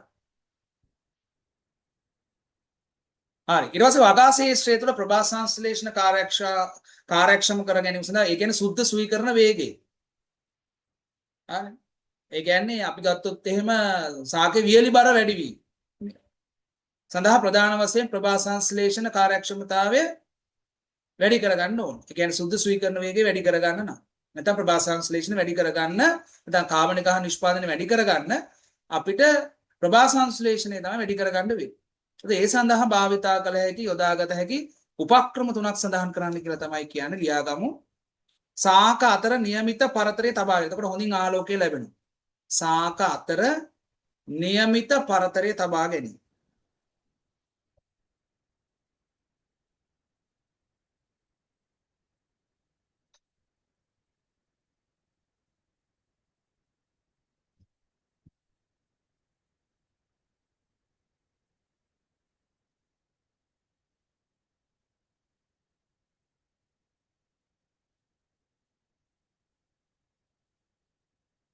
ඊට පස්සේ අනවශ්‍ය අතු කපා ඉවත් කිරීම. ආලෝකය ලැබෙන්න බාධා වෙන්නේ. අනවශ්‍ය අතු කපා ඉවත් කිරීම. වදුල සාක ඉවත් කිරීම. වදුල සාක ඉවත් කිරීම. වදුල සාක ඉවත් කිරීම. දැන් රෝගී අතු වර එහෙම තියෙන කපල ඉවත් කරන. ඊට පස්සේ નિયમિત පරිදි පෝරයේදී හරි. නියමිත පරිදි ජල සම්පාදනය එහෙම කරාම ප්‍රභා සංශ්ලේෂණයේ කාර්යක්ෂමතාවය වැඩි කර ගන්න පුළුවන්. මම ප්‍රධාන තුනක් තමයි කිව්වේ.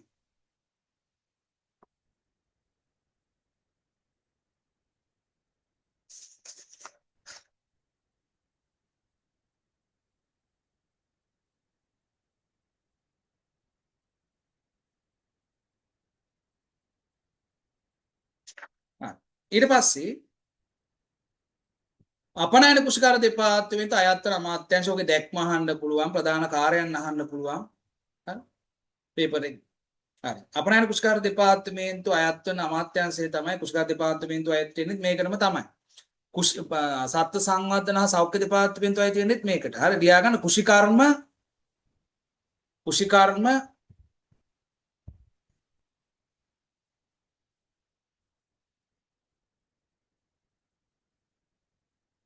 වසන්තීකරණය කියලා කියන්නේ සමහර අපි දන්නවා රශ්මිගේ ප්‍රශ්නෙට වසන්තීකරණය මම ඉගෙනනවා ටීවී වල එහෙම AI එක්සෑම් එකට අදාළව කරානේ අපි ඒ ක්ලාස් එකේ වසන්ති අපි ඔකට කියන වර්නිලයිසේෂන් කියලා.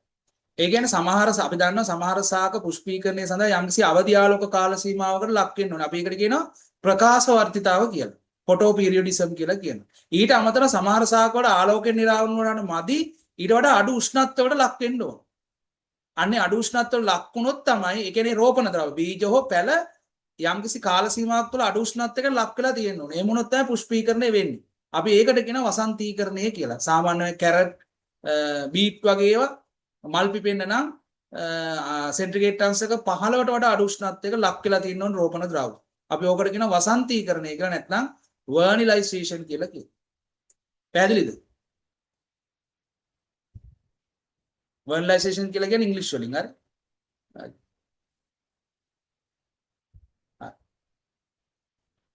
හරි. කුෂිකාර්ම කමා පසු සම්පත් ඉඩම් හා වාරි මාර්ග අමාත්‍යාංශය.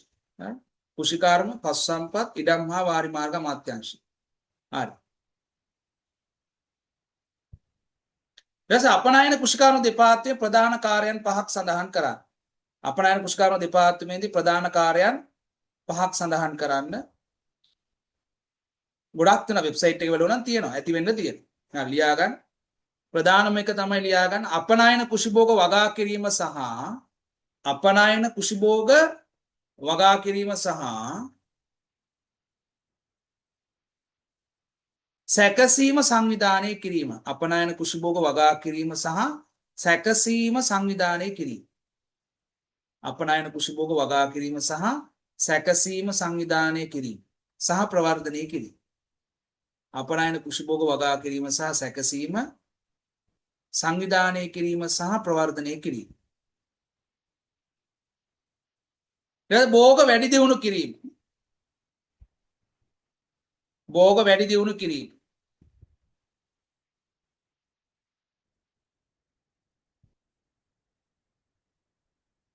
භෝග වැඩි දියුණු කිරීම හරි තුන්වෙනි එක උසස් තත්ත්වයේ රෝපණ ද්‍රව්‍ය නිෂ්පාදනය සහ ලබා දීම උසස් තත්ත්වයේ රෝපණ ද්‍රව්‍ය නිෂ්පාදනය සහ ලබා දීම උසස් තත්ත්වයේ රෝපණ ද්‍රව්‍ය නිෂ්පාදනය සහ ලබා දීම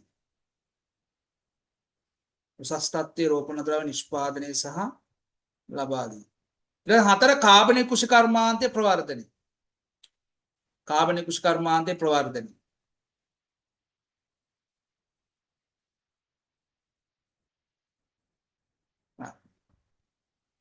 ඊට පස්සේ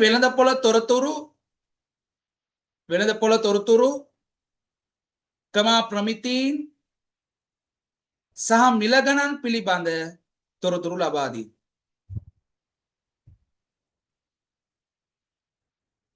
වෙළඳපොළ තොරතුරු කමා ප්‍රමිතීන් සහ මිල ගණන් පිළිබඳ තොරතුරු ලබා දී. මිල ගණන් පිළිබඳ තොරතුරු ලබා දී.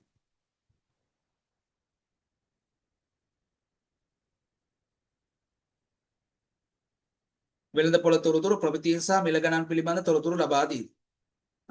තව තියෙනවා මෙතන ප්‍රධාන ටික. හරි. දැන් දෙවෙනි ප්‍රශ්නට අපි යමු.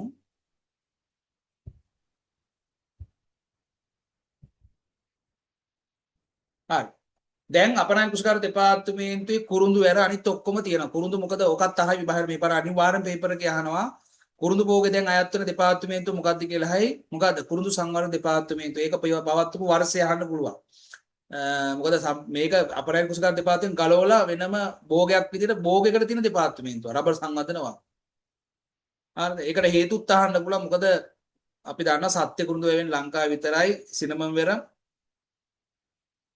අපිට ගොඩක් වෙලාවට අපි අමුද්‍රව්‍ය විතරයි අමුද්‍රව්‍යයක් විතර පිටරට මෙක්සිකෝවට ඇමරිකාවට යවන එක විතරයි කරන්න ගොඩක් මේ සිනමන් ආසිත සියලුම නිෂ්පාදන බහුතරයක පේටන්ට් තියෙන්නේ ඒ රටවල් වලට. අපිට ඒවා මෙහි රට ඇතුළේ නිෂ්පාදනය කරන්න පුළුවන් විකුණන්න බෑ. නිසා මේ අලුත් දේවල් හොයා ගැනීම සඳහා රිසර්ච් කළා ඒකට තමයි මේ වෙනම ගලවලා තියෙන්නේ මේ කුණු සංඝ දෙපාර්තමේන්තුවේ. හරිද? ඉතින් ඒක සම්බන්ධයෙන් අහන්න පුළුවන් අපි ඉස්සරහ පේපර් වලට කතා කරමු. හරිද? මේක A level පේපර් එකෙත් ඇහුවා 2024 කොහෙද ඇහුවා? 23 නේ ඔක හඳුනා දෙසැම්බර් වලනේ පටන් ගත්තේ 23 2023 වර්ෂයේ ශ්‍රී ලංකාවේ කෘෂිකාර්මික ශේෂ්ත්‍ර හඳුනා නවතම දෙපාර්තමේන්තුව කොහොමද? කුරුදු සංඝ දෙපාර්තමේන්තුව. හරි? ඒකම අහන්න පුළුවන් මුළු. හරි. එතකොට මේ සියලුම අපනයන කෘෂි භෝග වල ක්‍රෑෂ් ක්‍රොප් වල සයන්ටිෆික් නේම් සහ ඒකේ ෆැමිලි එක බලා ගන්න. අහන්න පුළුවන් මම පේපර් වලින් අහනවා. හරිද? කුරුඳු සිනමම් වෙරම්.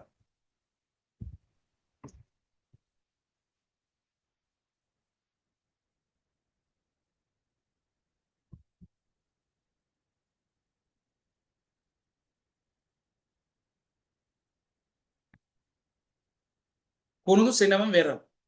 කරාඹු සිසිජියම් ඇරෝමැටිකර් එනසාල් එලිටාරියා කාඩමොම් ගම්බිරිස් පයිපනිග්‍රම් පුවක් ඇරිකා කැචාටු ඔගොල්ලෝ ඉරක් ගහන්න හොඳේ අනිවාර්යෙන් මේක දීපද නාමකරණයනේ පෑනෙන් ලියලා සයන්ටිෆික් නේම් එකට ඉරි දෙකක් ගහන්න ඕනි ලකුණු නැති වෙයි හරි ලකුණු නැති වෙයි දැන් අපි ටයිප් කරනවා නම් ඇලේට ඉටලික් වල ජීන එතකොට විශේෂ නාමය අනිවාර්යයෙන්ම සිම්පල් වෙන්න ඕනේ හරි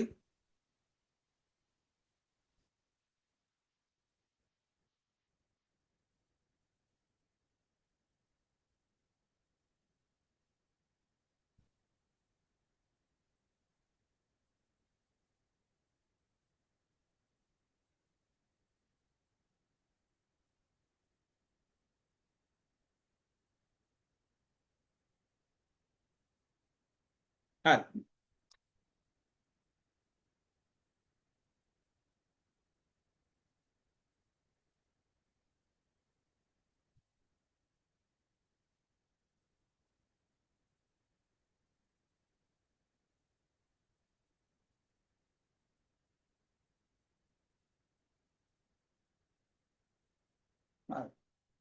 හරි මේ එක් භෝගවල මේ පරිසර සාධකෙම අහන්න පුළුවන් මේ බලමු කුරුඳු භෝගයේ ප්‍රශස්ත වර්ධනය සහ අස්වැන්න සඳහා බලපාන පහත් දැක්වන පාරිසරික සාධකවල ප්‍රශස්ත තත්ත්ව සඳහන් උෂ්ණත්වය සෙන්ටිග්‍රේඩ් අංශක 25 35 අතර මේවා අහනවා උෂ්ණත්වය සෙන්ටිග්‍රේඩ් අංශක 25 35 අතර තියෙන්න ඕන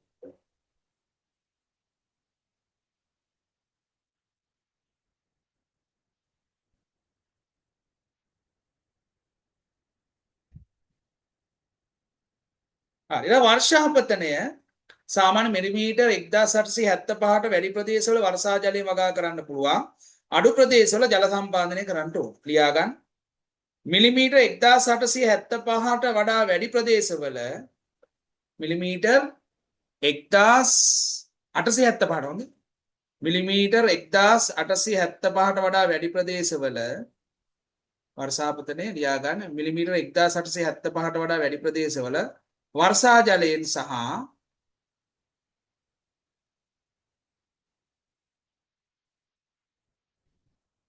ඊට අඩු ප්‍රදේශවල ජල සම්පාදනයෙන් වගා කළ යුතුය. ඊට අඩු ප්‍රදේශවල ජල සම්පාදනයෙන් වගා කළ යුතුය.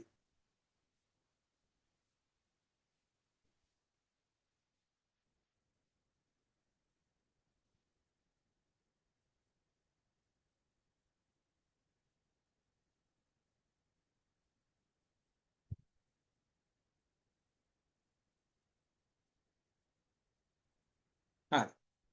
දැන් උච්චත්වය මුහුදු මට්ටමේ සිට මීටර් 700 දක්වා උච්චත්වයක් දක්වා වගා කරන්න පුළුවන්. වගා ඊට වඩා වැඩියෙන් වගා කරොත් එහෙම ලෙඩ රෝග එන්න පුළුවන් ස්ටන්ට් වෙනවා කුරු වෙන්න පුළුවන්. ලියා ගන්න. මුහුදු මට්ටමේ සිට මීටර 700ක් දක්වා උච්චත්වයක් දක්වා වගා කළ හැකියි. ඊට වඩා වැඩි උච්චත්වයකට යන්නේ නැහැ. මුහුදු මට්ටමේ සිට මීටර 700ක් දක්වා උච්චත්වයක් දක්වා මුහුදු මට්ටමේ සිට මීටර 700 දක්වා උච්චත්වයක් දක්වා වගා කළ හැකියි. ඊට පස්සේ ආර්තාවය ලියාග 75 85 අතර ආර්තාව 75 85 අතර ආර්තාව.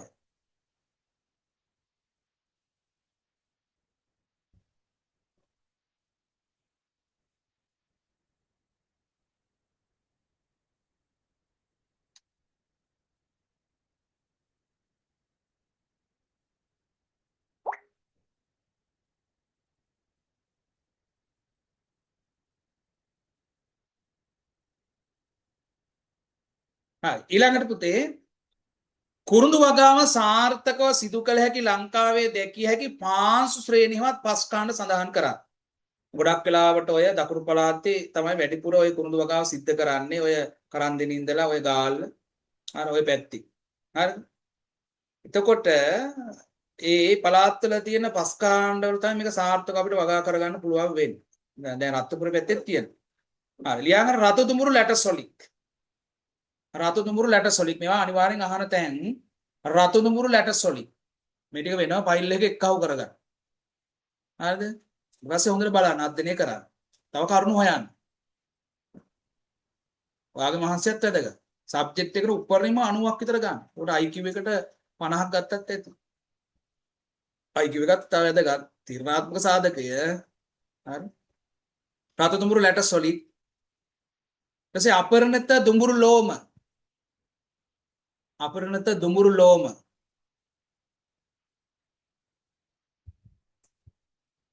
අපරිණත දුමුරු ලෝම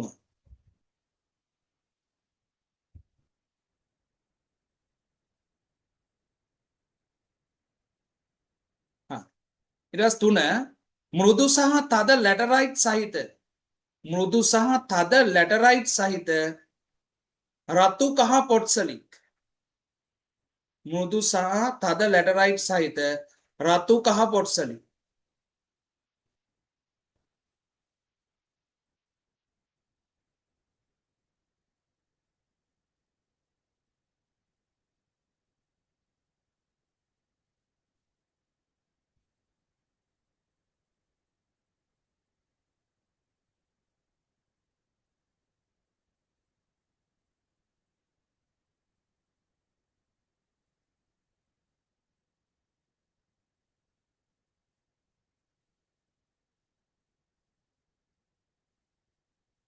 හරි මෘදු සහ තද ලැටරයිට් සහිත රතු කහ පොට්සලික් ඊළඟ රතු කහ පොට්සලික්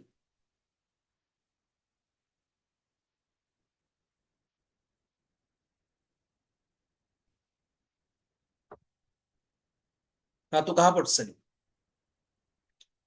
රතු දුඹුරු ලැටසොලික් අපරිණත දුඹුරු ලෝම මෘදු සහ තද ලැටරයිට් සහිත රතු කහ පොට්සලික් රතු කහ පොට්සලික් ඊට හතරවෙනි.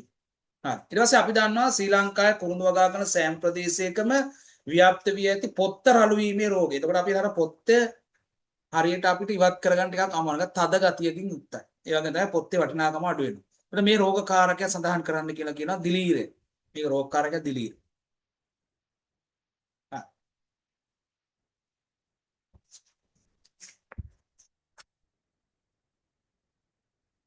හරි ඊට පස්සේ දියරීසන ඔන්න ඔය වගේ ප්‍රශ්න එන්නේ අර තාක්ෂණ නිලධාරි පේපර් එකේ. මේකේ එන්නත් පුළුවන්. ගොඩක් වෙලාවට තාක්ෂණ නිලධාරි පේපර් එකේ එන්න පුළුවන් තුන්වෙනි ආකාරයේ ප්‍රශ්න.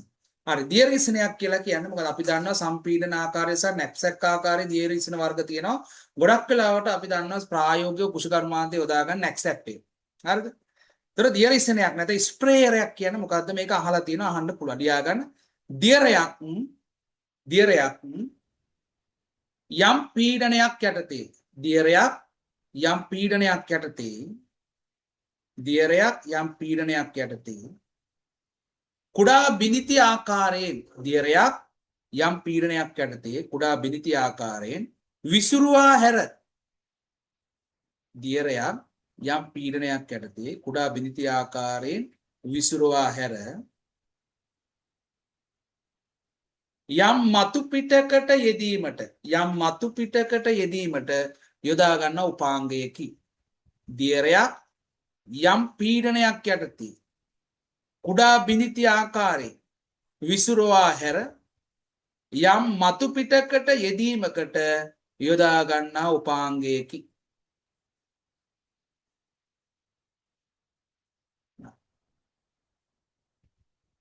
ඊපස්සේ අපෙන් අහනවා දියර ඉසිනයක තිබිය යුතු පහක් දැක්කන මූලිකාංග වල ප්‍රධාන රූප සටහනක් දීලා අහන්නත් පුළුවන්. එහෙම එකකුත් මම වෙන ඊළඟ පේපර් වල දෙනවා. හරිද?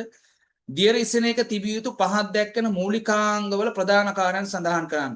ටැංකිය යොදන ද්‍රව්‍ය හඳවා ගනි. බීස්ටි කරපුවා එහෙම දන්නවනේ. පැට්‍රිකල් තියෙනවනේ. ගලවලා හයි කරන්නත් තියෙනවා. හරි. යොදන ද්‍රව්‍ය හඳවා ගනි. ද්‍රව්‍ය හොඳේ දියරේ රඳවා ගන්නවා. නැත්නම් යොදන දියරේ රඳවා ගනි කියලා ලියන්න පුළුවන්.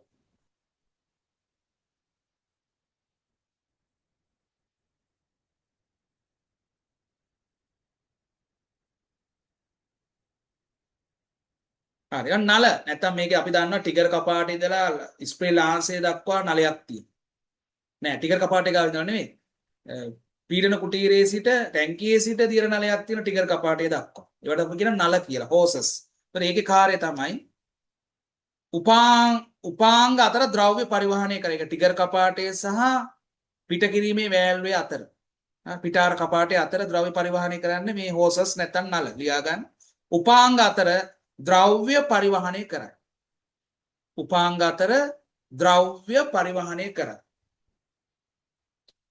ඉතින් පීඩන මාපක සමහර වෙයි නෑ අර ලෝහ වලින් හදලා තියෙන ඇක්සෙප් එකේ එහෙම නෑ. නමුත් දැන් අලුතෙන් වන ප්ලාස්ටික් වල පීඩන මාපකයක් තියෙනවා. හරි ලියා ගන්න.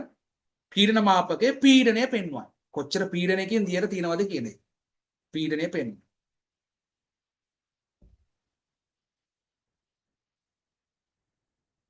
හරි නැසින්න ලියාගන්න පිටතට පැමිණ දියරේ ප්‍රමාණය.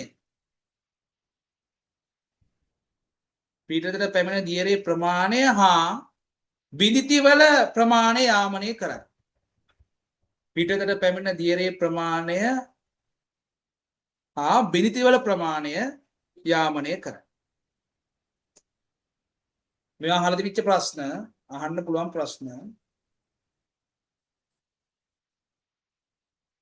හරි ඊළඟ තුන්වෙනි එක දියර ඉසින යන්ත්‍රයක් තෝරා ගැනීමේදී සැලකිලිමත් යුතු කරුණු පහක්. මේකත් අහලා තිබුණු ප්‍රශ්න. යන්ත්‍රයේ මිල ගැන සැලකිලිමත් වෙන්න ඕනි ගොවියා. යන්ත්‍රයේ මිල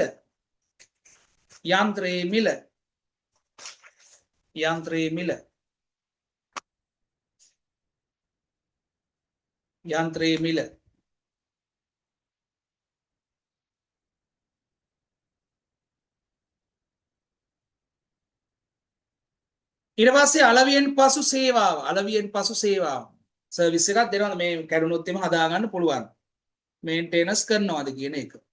එහෙම තියෙන්නේ මේ සමහර බ්‍රෑන්ඩ් තියෙනවා. දැන් මම අපේ ඉස්කෝලේට අරන් තියෙන මේ මාතර තියෙනවා මේ ඩීන් බ්‍රදර්ස් කියලා. ඒගොල්ලෝගේ ඒ ප්ලාස්ටික් ටැංකි මම 5ක් විතර ගත්තා. අපේ ටෙක්නොලොජි ෆැකල්ටි එකේ ඔය BSc කරන ළමයින්ට ගලවලා හයි කරන්න ඉතින්. ඒගොල්ලෝ කැඩුනොත් ආයේ මේ වෑල්ස් එහෙම දාලා හරි ගස්සලා දෙන්න. රිපෙයාර් කරනවා. ඩීන් බ්‍රදර්ස් කියලා තියෙනවා. හරිද? හරි. ටැංකියේ විසර්ජන අලවියෙන් පසු සේවාව අමතර කොටස්වල සුලභතාව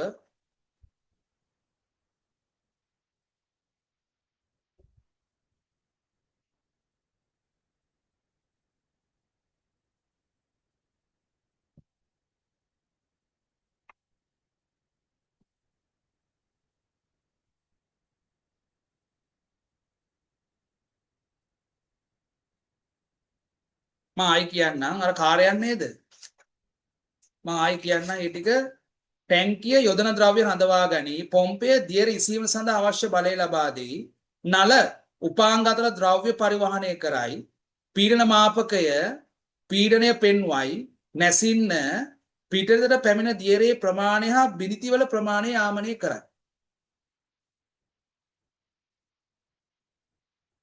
හරි ඉතින් දියර ඉසින යන්ත්‍රයක් තෝරා ගැනීමේදී සැලකිලිමත් යුතු කරුණු පහක් සඳහන් කරන යන්ත්‍රයේ මිල ඊපස්සේ අලවියෙන් පසු සේවාව ඊට පස්සේ අමතර කොටස් වල සුලභතාවය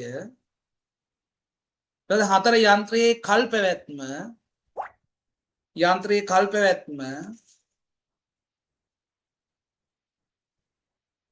කල්පවත් ප්ලාස්ටික් කියන එච්චර කල්පවත් පැවැත්මක් නෑ අර නැක්සැප් අර ලෝහ එක හොඳයි 20000ක් වෙනවා ඒක 30000ක් විතර එනවා හරි අපේ ගෙදෙට්ට ගත්තේ ඒ දවස්වල 18000 ගහන අර පූසමාක් එක තියෙන කැට් කියලා ගහන දැන් නම් ඒක ඔක 40කට කිට් වෙනවා ඒක හරි අරවනම් 6500ට 5500ට 4500ට තියෙන දැන් අර මං ඉස්කෝලේට අර ඩීන් බ්‍රදර්ස් එකෙන් ගත්තේ 6500 ඒක හොඳයි ටිකක් ශක්තිමත් හරි යන්ත්‍රයේ කල් පැවැත්ම ඊට පස්සේ යන්ත්‍රය භාවිතා කරන භෝගය සහ එහි අවධිය භෝගයත් එක්කත් මේක වෙනස් වෙනවනේ හරි යන්ත්‍රය භාවිතා කරන භෝගය සහ එහි අවධිය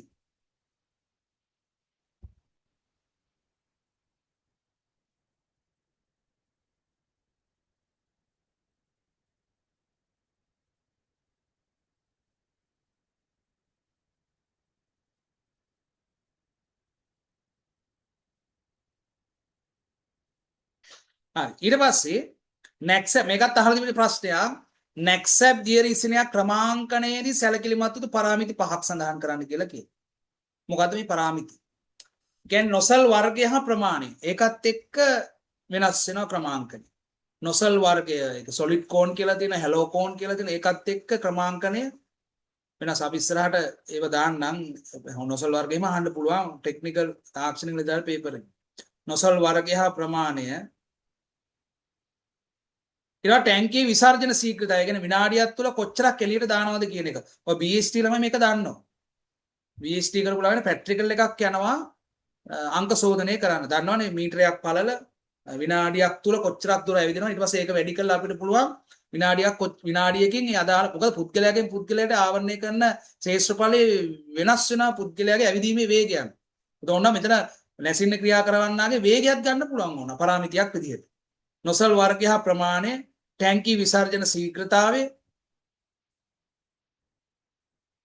විසර්ජන ශීඝ්‍රතාවය කියන්නේ ඒක නෙවෙයි අර වේගය තමයි ඒක කියන්නේ අර අපි 15 පාරක් විතර ඔහොම ටැංකිය අර හැන්ඩල් එක භාවිතා කරලා සම්පීඩනය කළා ඊට පස්සේ ටික කපාටේ විවෘත කරලා තද කරලා අපි විනාඩියක් ඇතුලේ අර මේ නොසල් එකෙන් එළියට යන ප්‍රමාණය මිලිලීටර් 1000 නැත්නම් ලීටරේ සිලින්ඩර් එකට එකතු කරගන්න. තුන් පාරක් කරන සාමාන්‍යයෙන් ගන්නවා. එතකොට විනාඩියක් තුල නැසින්නේ නැත්නම් ටැංකියෙන් එළියට යන ප්‍රමාණය ගණනය කරගන්න පුළුවන්.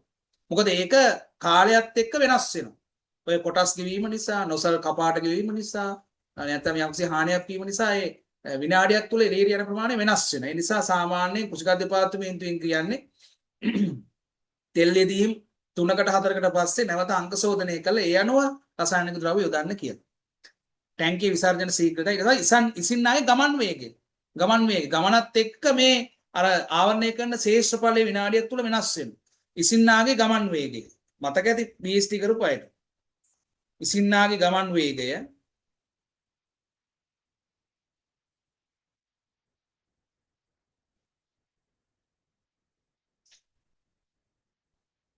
ඉසින්නාගේ ගමන් වේගය ඊට විනාඩියක් තුල දියර ඉසින්නා ආවරණය කරන ශේෂ්ත්‍රඵලය.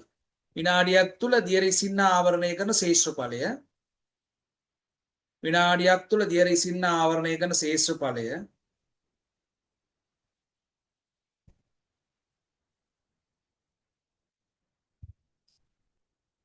ඊට පස්සේ හෙක්ටයාරයකට යොදන දියර ප්‍රමාණය. හෙක්ටයාර කොච්චරක් දියර යොදනවද කියන්නේ. තව ඕන ටැංකියේ ධාරිතාවය ගන්නත් පුළුවන්. ටැංකියේ ධාරිතාව. ටැංකියේ ධාරිතාව.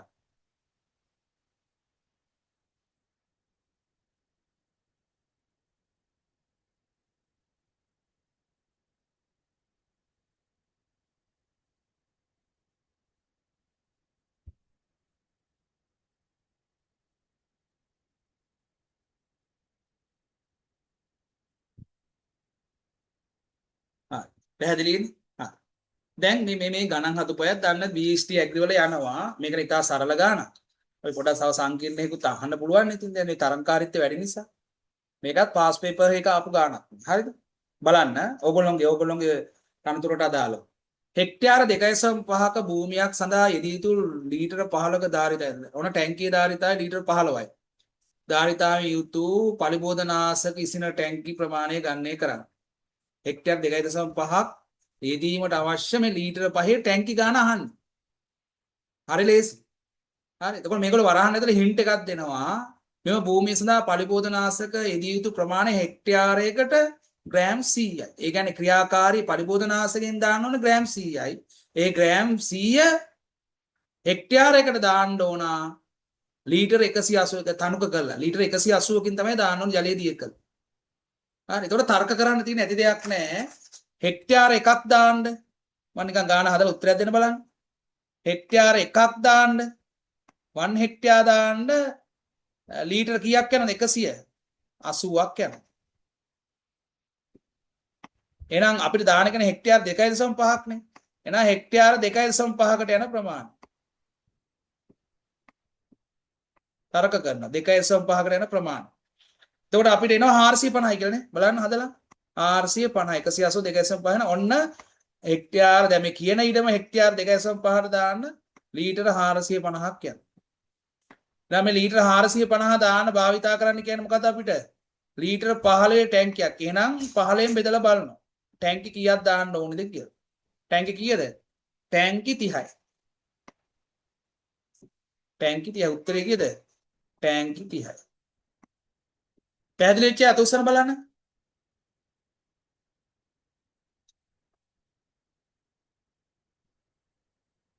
හරි පැහැදිලි. හරි ඊට පස්සේ අපෙන් අහනවා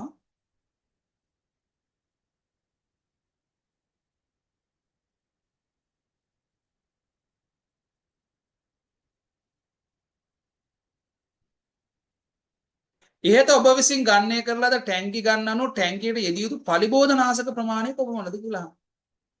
හරි. දැන් අපිට ටැංකි 30යිනේ. දැන් මෙතනදි තර්ක කරන්න ඕනේ. මේක කියන්නේ හෙක්ටයාර එකකට පලිබෝධ ක්‍රියාකාරී පලිබෝධනාශයෙන් ග්‍රෑම් 100යි. හරි. හෙක්ටයාර එකකට ග්‍රෑම් 100ක් නම් හෙක්ටයාර එකකට කීයද ග්‍රෑම් 100ක් නම් හෙක්ටයාර 2.5කට කොච්චරද? හෙක්ටයාර 2.5කට කොච්චරද? එනවා අපිට ග්‍රෑම් 250ක් කියලා. ග්‍රෑම් කීයද? 250යි.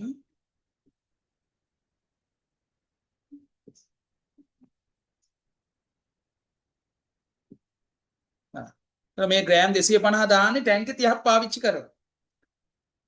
කීයද? ලීටර් කීයකද? 450ක 30 කළා. එහෙනම් 30න් බෙදනවා. එහෙනම් ටැංකියකට යොදන්න ඕනේ ක්‍රියාකාරී සංයෝගයේ ග්‍රෑම් ගන්න කීයද? ආසන්න වශයෙන් 8.3ක් වගේනේ. 8.3යි ග්‍රෑම්. එහෙනම් ලීටර 15ක් දාලා ජලයේ ක්‍රියාකාරී මේ රසායනික සංයෝගය 8.3ක් ටැංකියට හොඳින් දාලා කෝට් එකකින් හොඳට දිය කරනවා. හරි. ඒක තේරිච්ච අත උස්සන්න බලන්න.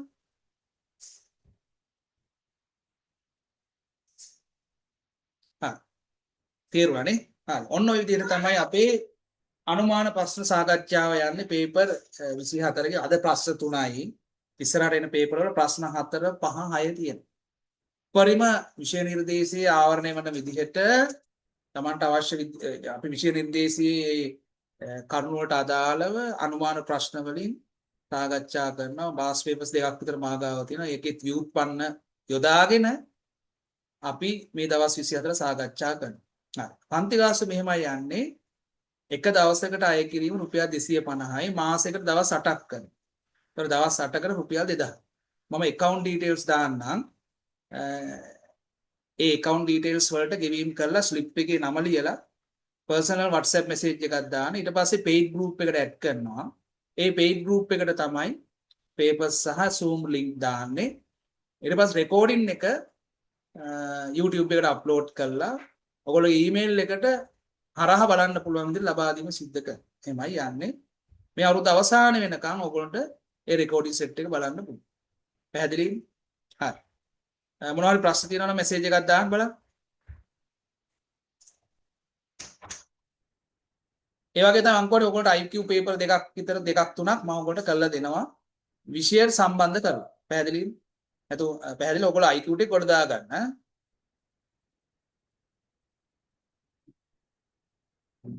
ප්‍රශ්න නැහැ නේ මොකුත් හරි.